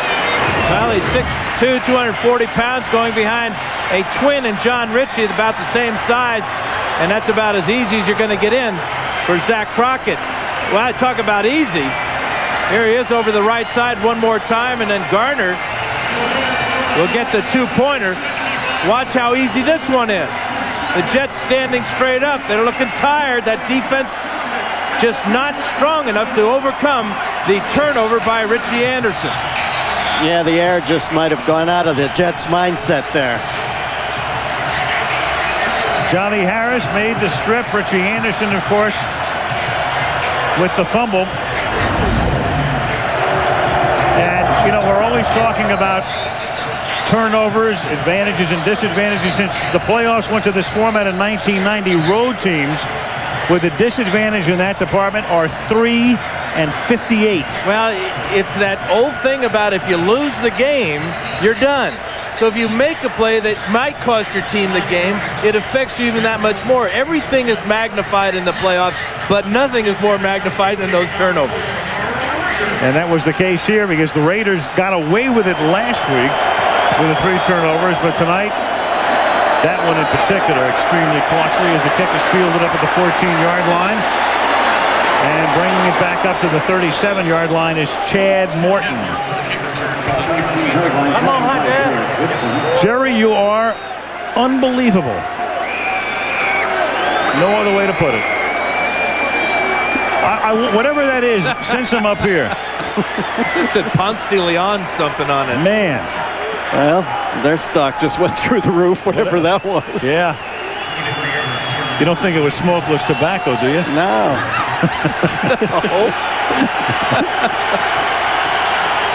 Redman at the 36-yard line, first down. Here's Coles. He's going to go back the other way. And all that for a gain of about a yard or so, up to the 37, tackled by Grady Jackson. Not exactly the way you draw it up, but the thought about getting the ball in Cole's hands is a good idea for the Jets. Right now, he has the ability and the speed to break a big one, but I don't think the Jets have to worry about that right now. A lot of time here. Fourth quarter just started. Just down by 2 touchdowns. Good field position to start this drive. Chuck Bresnahan, the Raider defensive coordinator.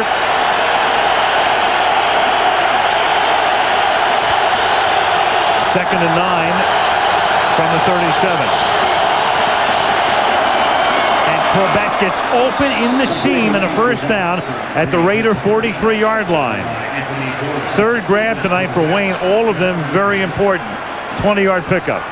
Well, Corbett will get to the inside and he'll work against the safety, Anthony Dorsett here. Dorsett playing deep, allows Corbett to cut across the middle. They do not want the Jet receivers to get behind them. Chuck Bresnahan and the Raider defense will allow this type of play right on down the field. At the 43, first down.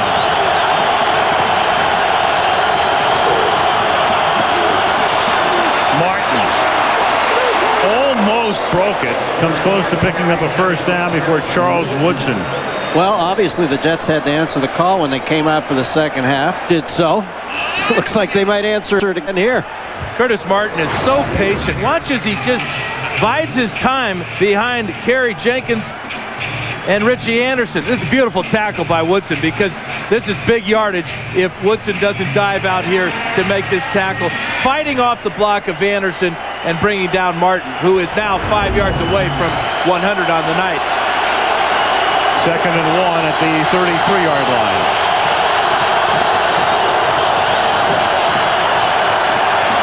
Then he just throws it away. Nothing happening downfield. Figured to take a little free shot on second and short. Boy, there could be an argument for intentional grounding because Vinny was not out of the tight end area. And as he threw the ball, he kept walking. Did you notice that? He was walking towards the tackle box or the tight end box. Watch Vinny throw this ball away. And then he'll just kind of stroll on over there to make sure that Dick Hantak thought he might have been legal. Well, what possible rationalization could Hantak have for not calling that? Then he got away with it. Third and 1. Lamont Jordan is the running back. He gets the ball. He gets the first down. Good hard running. And I guess if you're looking ahead to someday a successor to Curtis Martin, Jordan looks like he might be able to fill the bill. So it's a first down at the 27-yard line. ESPN with NFL Primetime. That's coming your way at midnight tonight, Eastern Time, 9 o'clock Pacific. This is really an impressive drive by the Jets, showing what why they're 7-1 on the road this year. They go behind. They have a big turnover. They get behind by 14, but they answer the bell right back. At the 27 now, first down. Martin back in the game. Corbett in motion. Swinging out to Curtis. Woodson takes him down at about the 24-yard line.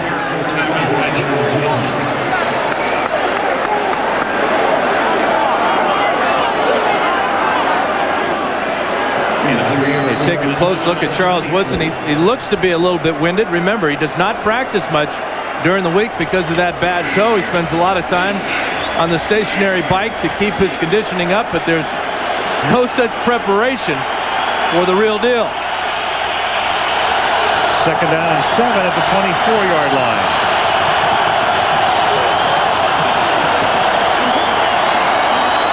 Into traffic, nearly picked off, and then Dorsett with a flag being thrown does not pick it off in the end zone. Woodson down on the turf. The pass was intended for Santana Moss, the Jets' #1 draft choice, who's missed most of the season with a knee injury. Pass interference. Defense, number 24. First down. Well, the Jets are not shying away from Charles Woodson. They know he's hurt. They know his conditioning may be suspect. Here's Santana Moss, the rookie, trying to get free from Woodson. Woodson just shoves him. Boy, that's a tough call on Charles Woodson. Vinny with a lob shot over the middle. Lucky that Johnny Harris didn't just reach up and pick that off. Johnny Harris gave him a shot too, but Santana Moss draws the penalty, and that gives the Jets a 1st and goal at the 9-yard line as they try to climb back into it. Jets penalty free tonight. On 1st and goal, Testaverde lofts it into the back of the end zone, intended for the tight end Anthony Beck, a guy he looks for in the red zone, and it's incomplete with Harris covering on the play. Anthony Beck has 5 touchdown catches on the year, and all 5 of them have come from this part of the field. The lob to the back because Beck is 6'5". Johnny Harris with perfect coverage. Smothered him. Johnny Harris had a heck of a night. Pulled that fumble out earlier in the half. Great coverage there. Certainly has.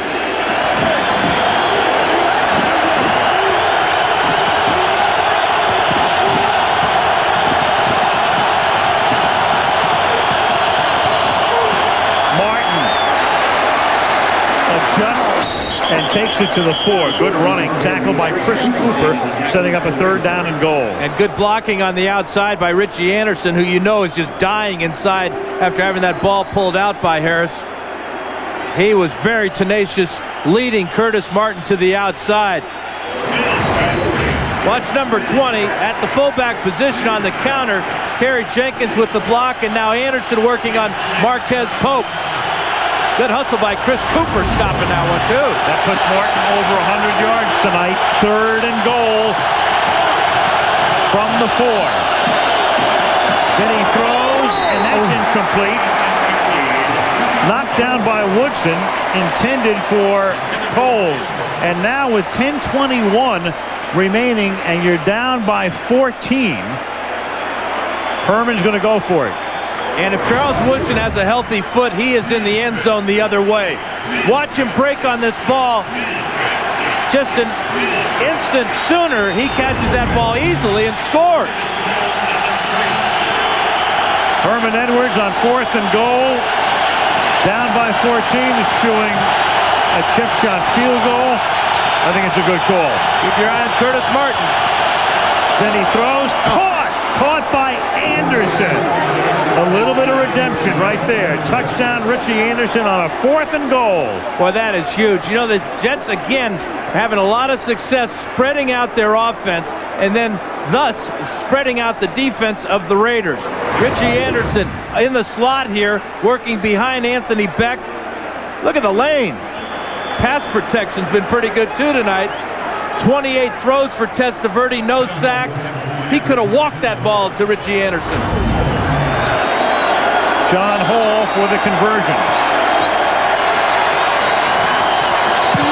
And it's a 7-point game again. So the Jets just keep hanging in as they have almost all season long. From 14 down to 7 down with 10:18 left.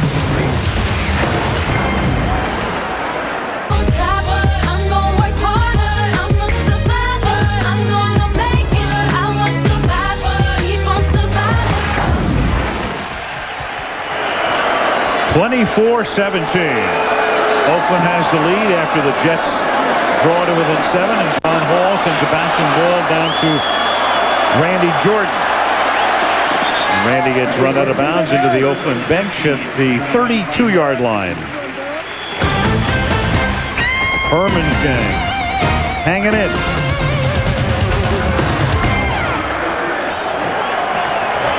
Now the Raiders up by 7. A little bit more than 10 minutes to play from the 32-yard line. And they begin with Garner behind Ritchie, turning it upfield and fighting his way across the 35 to the 36-yard line. Well, Jerry Rice is playing in his 24th playoff game in his great career. 23 with the Niners. He got the Raiders started off early in the first quarter. That 26-yarder followed by this 29-yarder. Then when the Raiders needed it most, he takes the skinny post down to the 3-yard line. That led to a 14-point lead. 7 catches tonight for Jerry Rice. 7 for 141, not since Cliff Branch in '74 as a Raider receiver gained that much yardage. 27 seasons ago. Gannon throws, caught over the run, over the middle on the run by Jerry Rice. And his 8th grab of the night is another first down to the 44-yard line. He's been averaging 21 yards per catch, and that one is good for 21. Hey, how long is it before Jerry Rice catches a pass in this league on somebody who wasn't born when he started in the league? There he is in the slot. The quick step to the outside gets him away from Marcus Coleman, and Gannon again is right on target. Rice does not have to break stride to make the catch and make yardage. First down, Raiders now from the 44-yard line. Gannon to the outside, and a great open field tackle made on James Jett by Aaron Glenn. Huge stop, of course, here for the Jets. Clock ticking down, coming off that imperative touchdown drive. And the Jets have to stop him here. And the one thing the Raiders have had trouble with in their 3-game losing streak is finishing games. They've not found a way to put their opponent away. This drive is exactly what they need. And that pass that was errant, intended for Roland Williams, would have in effect ended the game in the Raiders' favor last week. Second down and 8. The handoff going to Terry Kirby as they go to Kirby coming out of the backfield, and he goes nowhere. Rick Lyle makes the stop. Well, you got to wonder about the choice, not so much of the play, but of the player for Gruden. Garner's having a great night. Wheatley looks sharp, and Terry Kirby gets his first carry.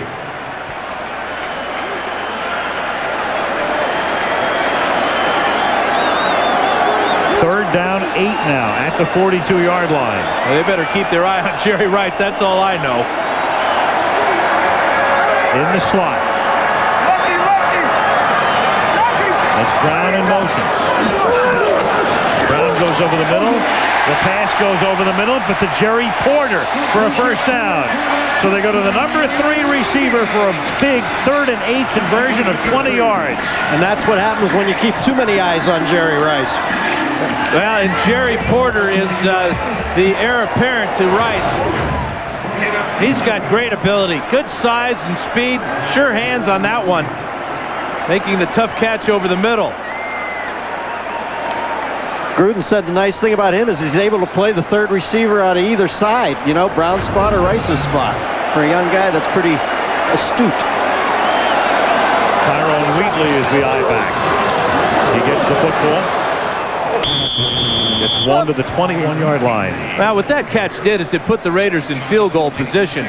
A field goal here puts them up by 10 and in great position to win this playoff game. Offensive production for each team tonight. The Raiders over 400 yards.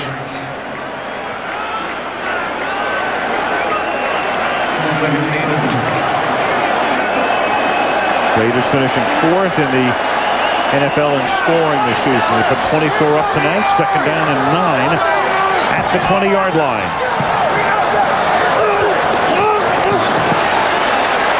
Gannon to the end zone to Rice. Wow. Off the charts.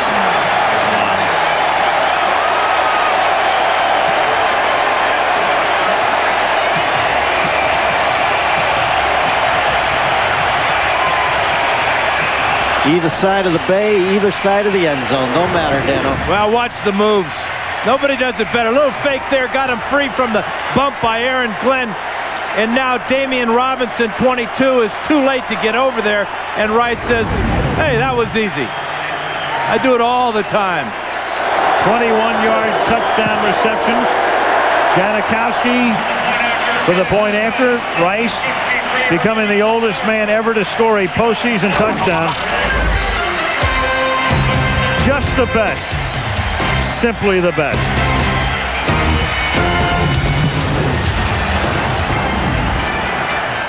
Biletnikoff holds the Raider record for the postseason record most receiving yards in a game, 190 in 1968.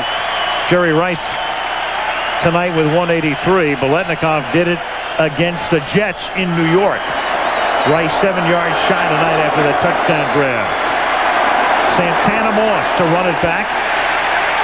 And he runs into a wall up at the 25-yard line. Rice has got to get bumped by Aaron Glenn on this coverage. It's too deep.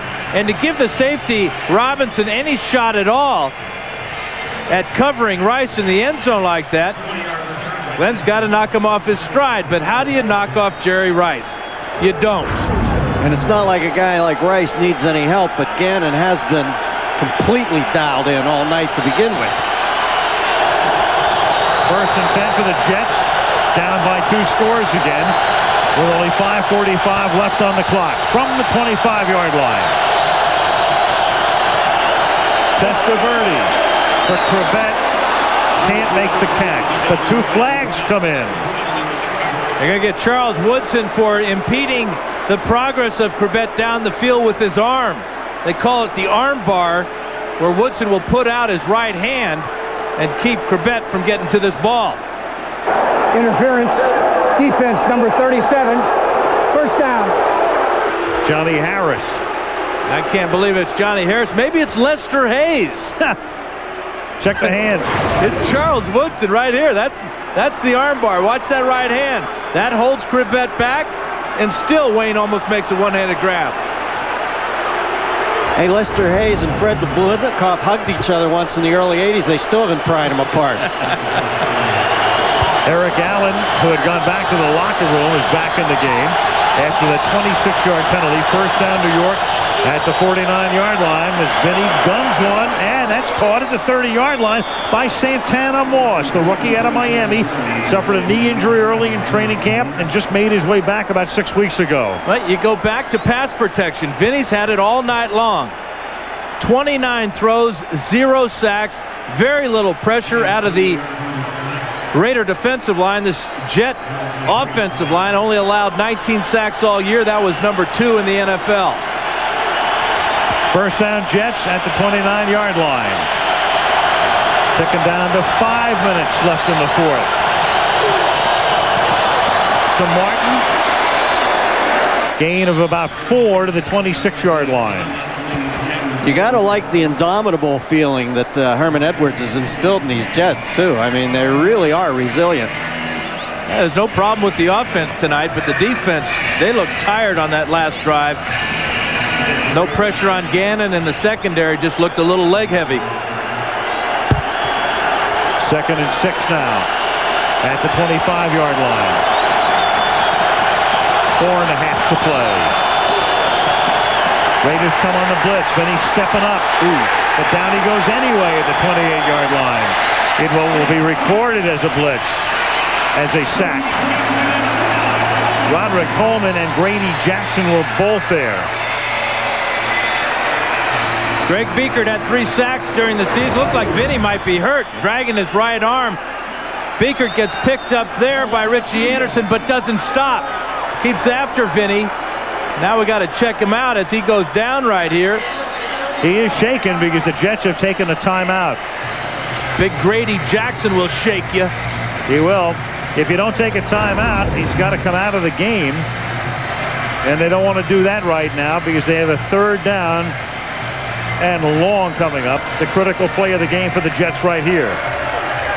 Chad Pennington is the backup, and I guess the would-be successor at some point. Second-year quarterback out of Marshall, but you don't want to put him in this situation. And if you put him in McEnroe's chair right now, he'd be off the charts.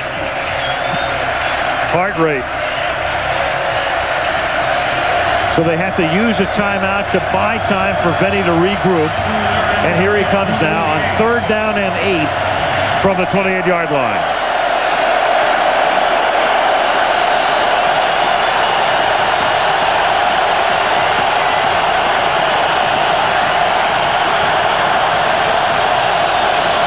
Raider blitz. He gets it away. It's caught, taken to the 20. It's Richie Anderson. He drops the ball, but recovers it himself. However, he is shy of the first down, and clearly you're going for it on 4th and 1 here. And that was the key on that play. Vinny knew he didn't have to get all the yardage for the first down, that Herman Edwards would go for it on 4th down because you have to. Watch for the cluster route now where the Jets will bunch their receivers and try to get a pick against man-to-man coverage by the Raiders.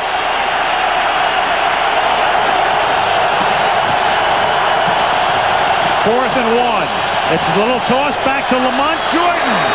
And Jordan puts his shoulder down and gets the first down and takes it to the 11-yard line. Jordan's got real strong legs. He's got real power. And when you lower your shoulders like that, you drive through tacklers.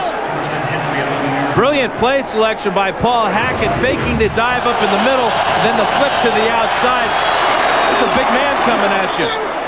Not only does he have strong leg drive, he has the belief of his coach, a rookie getting the call on a 4th down call late in the 4th quarter. Very impressive. 5'10", 130. 1st and 10. The ball is at the 11-yard line. 3 minutes to play. Testaverde slings it to the outside. That's caught. Anderson tries to get out of bounds, but can't. Tackled there by Johnny Harris. They can't afford to throw passes like that don't stop the clock. Hit now. They've had to use it one timeout just a couple of moments ago. In a position now where they're clearly forced, if they can score, to onside kick with 2.5 to go. 2nd down and 5. They can't get a first down without a touchdown. Got to throw this ball into the end zone or out of the back of the end zone. Then he throws it over the middle and is caught, and they do anything but. It's Richie Anderson to the 4-yard line, doing the Raiders a favor. It's like an odd syndrome we've seen sometimes this year where they're almost too relaxed about the constraints of time. We've seen it with other teams. And not only that, they're going to take it right down to the 2-minute warning. So there goes a free timeout. 2-minute warning, still trying to get into the end zone, down by 14 in Oakland.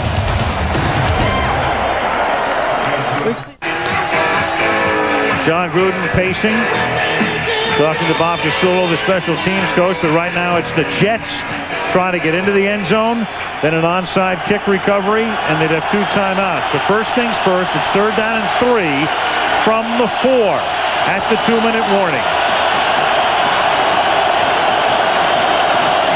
Anderson is set in motion. Testaverde throwing, and that's incomplete, and they still haven't tried to throw the ball into the end zone intended for Corbett. And they're going after the best defensive back of the Raiders in Charles Woodson. I don't get the last 2 play calls. I certainly don't like the clock management. You got to throw the ball in the end zone here. You can't expect your receiver to catch the ball, break a tackle, and score. They can get a first down without a touchdown, but he's got to throw it into the end zone. Here, it's 4th down and 3. This is the same formation that Anderson scored on earlier. The cluster. Testaverde into the end zone for a touchdown to Corbett. Over the middle, just about the same spot where he had Anderson earlier for the touchdown. This time it's 80 instead of 20. Yeah, brilliant play call. You got to give it up to Paul Hackett because he brought Corbett in motion here behind the cluster. Anderson clears out to the outside. Corbett finds the hole as he's so good at. And again, the pass protection allows the touchdown pass.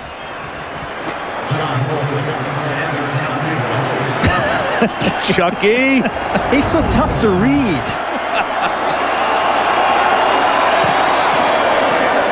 Hall for the extra point. So there is Hackett making the play call there. Jets get in. Now they need an onside kick recovery. They have 2 timeouts. Oakland up by 7.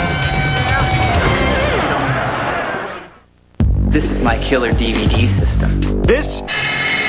Rich Gannon hoping to get into the game, and Vinny hoping to get right back into the game. And I say that because you have an anticipated onside kick situation coming up right now. When onside kicks are anticipated, as will be the case here, you recover, if you're kicking team, only a 1/4 of the time. If you try to surprise your opponent, as you see, you recover 2 out of every 3. So the Jets with 2 timeouts. And no matter what happens, they'll take their timeouts, even if they don't, as you look at Mike Westhoff, they'll take their timeouts defensively.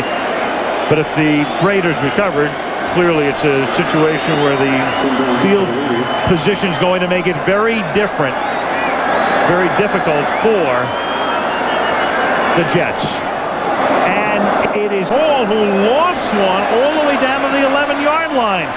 Shockingly, and Tim Brown is out of bounds at the 22 with 1:49. So now the Jets have chosen to take their timeouts and try to get the ball back on a punt.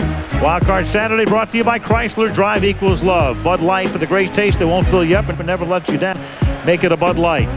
Siebel, good service is good business. And FedEx, Ground International, online or express, don't worry, there's a FedEx for that.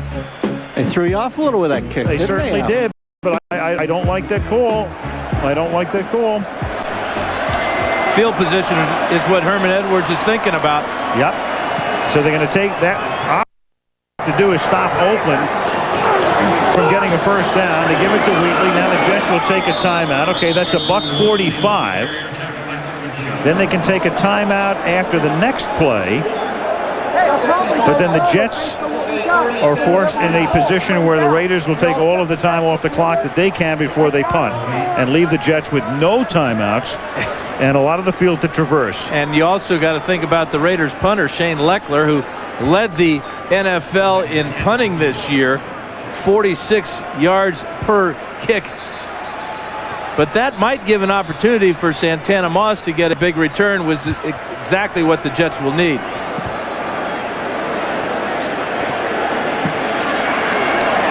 So second down, the final timeout now coming up after this play.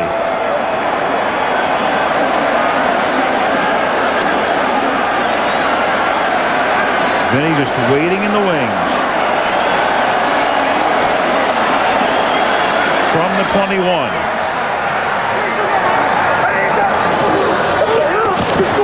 And the Jets do their job, the defense does, so that stops it with $1:40.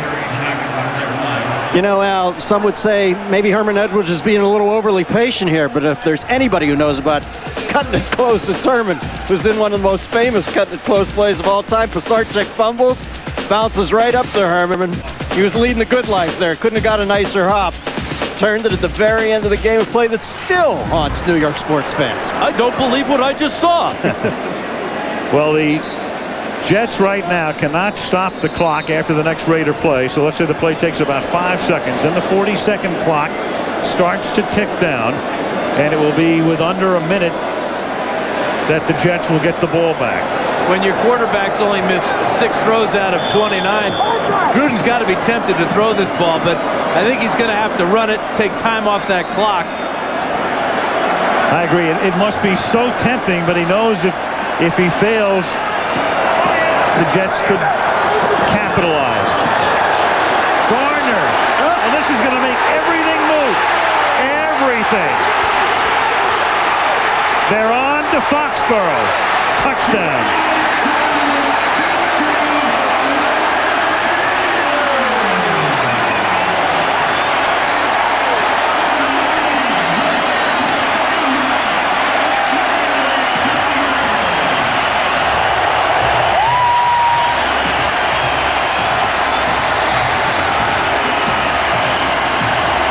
How about a backbreaker against the blitz? Herman Edwards decided to blitz the Raiders right up the middle, try to cause some type of turnover.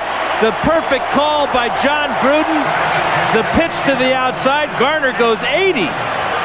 Untouched. Janikowski for the point after. 80 on 3rd and 11. I got it.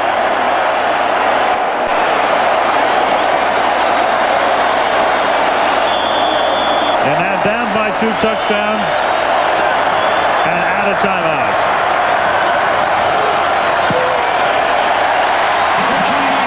In this game tonight, the two teams have combined to possess the ball 18 times, and on each instance, the offense has gotten across the 50-yard line. Watch the pressure up inside. The toss to the outside. See you later. Roland Williams out in front, key block and hold by Tim Brown on Victor Green. Gets away with it, and Charlie Garner, bad foot and all. Got the longest run of the season for him. Getting across the 50 in dramatic fashion that time, Al. That equals the second longest run in postseason history, and also it's an historic run in our mind's eye, because when you think back to the longest run in Raider postseason history, prior to this, it was Marcus Allen in that memorable run in the Super Bowl in Tampa against Washington. Tim Brown on the outside with the key block right there. And when you add this 80 to what the Raiders have done tonight, they go over 500 yards in offense. You don't think that traveling across the country 3 times in 7 or 8 days affects the defense? 500 yards worth of affecting that defense. Cameron tried to go in tight on the eyes there for that Willie Brown perspective on the long touchdown. It's Raider lore. It's all over the place, Al. Tim Brown, Jerry Rice, Rich Gannon. Well, the last thing they wanted to do was have to play a game this week when they had the bye week secure, but at least right now their season will go on. And the Raiders will go to New England next week to take on the Patriots on Saturday night as Moss drops the ball at the 7-yard line. And then works his way out of bounds up at the 26.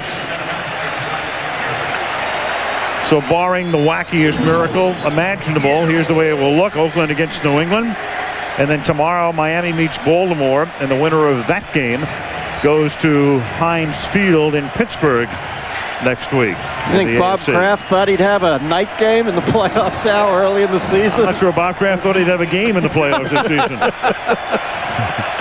Yeah, the Raiders are going to taste of that jet lag, having to go back to Boston. But they're rolling now, aren't they? From the 26-yard line, first down for the Jets. Testaverde dumps it off to Curtis Martin over the middle, and Curtis up to the 48-yard line. Well, whatever Herman's selling, though, the Jets have definitely bought, because they're taking it down to the final tick. 859 yards of offense in this game. 5:02 for Oakland, 3:57 for the Jets. On 1st and 10, that pass is caught by Coles, and he steps out of bounds just at about the first down marker. Well, obviously the ship has sailed, but it's nice to see Herman put his stamp on this squad. I mean, you have Groh defect back to the college ranks. You wonder what you're going to do, and they've picked the right guy. Hey, Al? I would say, and it was a surprising choice. Terry Bradway came in as the general manager. Groh shocking everybody, and Herman had not been a head coach.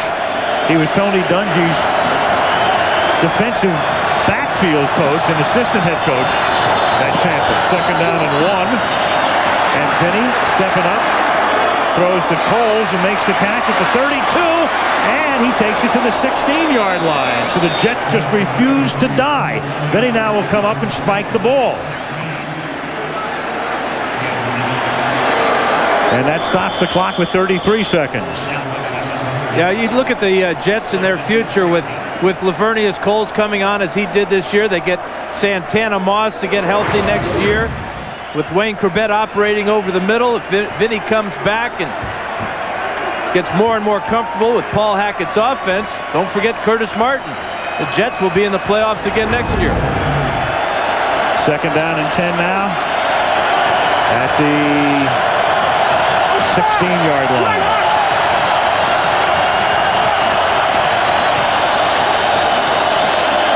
Testaverde, that's caught, and Coles finally does get out of bounds at the 3-yard line. You know, goofily enough, it's better for the Jets right now that Garner scored the touchdown instead of picking up like 15 and getting the first down, because at least they got the ball back. King Albino. Well, every angle covered, huh? That is way outside the box, that thought, my friend. That is goofily. I like it, though. You're right. The game would be over right now. You're right. Playing every angle, baby. Market open, 6:30 Pacific time Monday. 1st and goal from the 2.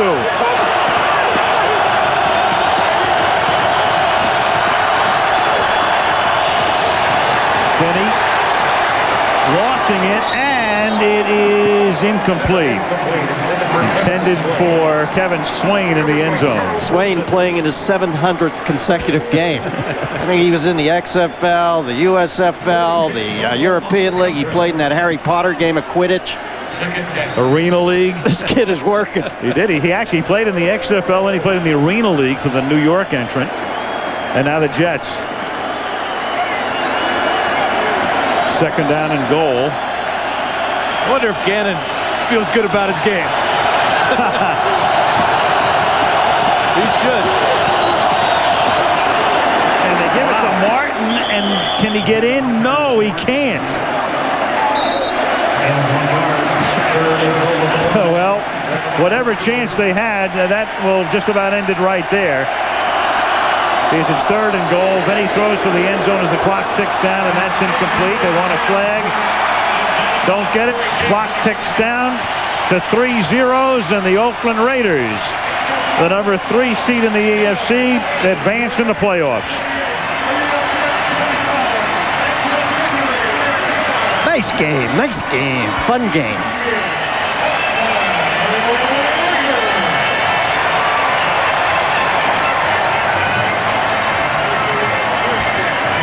The magnificent Jerry Rice.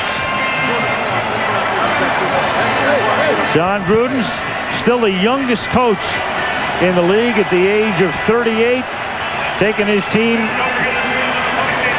one more step.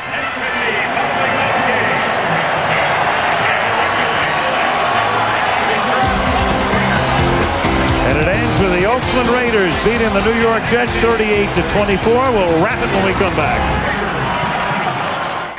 Raiders win it, beat the Jets 38-24 to the field, and Melissa Stark. All right, Al, well, I've got the star of the game, Rich Gannon. Rich, you guys lost the 3 games coming into tonight. You were critical of the team, talking about the lack of discipline. Is this the type of response you were looking for? Well, I'll tell you what, we had a great week of work and preparation. I think our guys really played their best football tonight. I knew we were going to break out one of these weeks, and it just so happened against the Jets this week.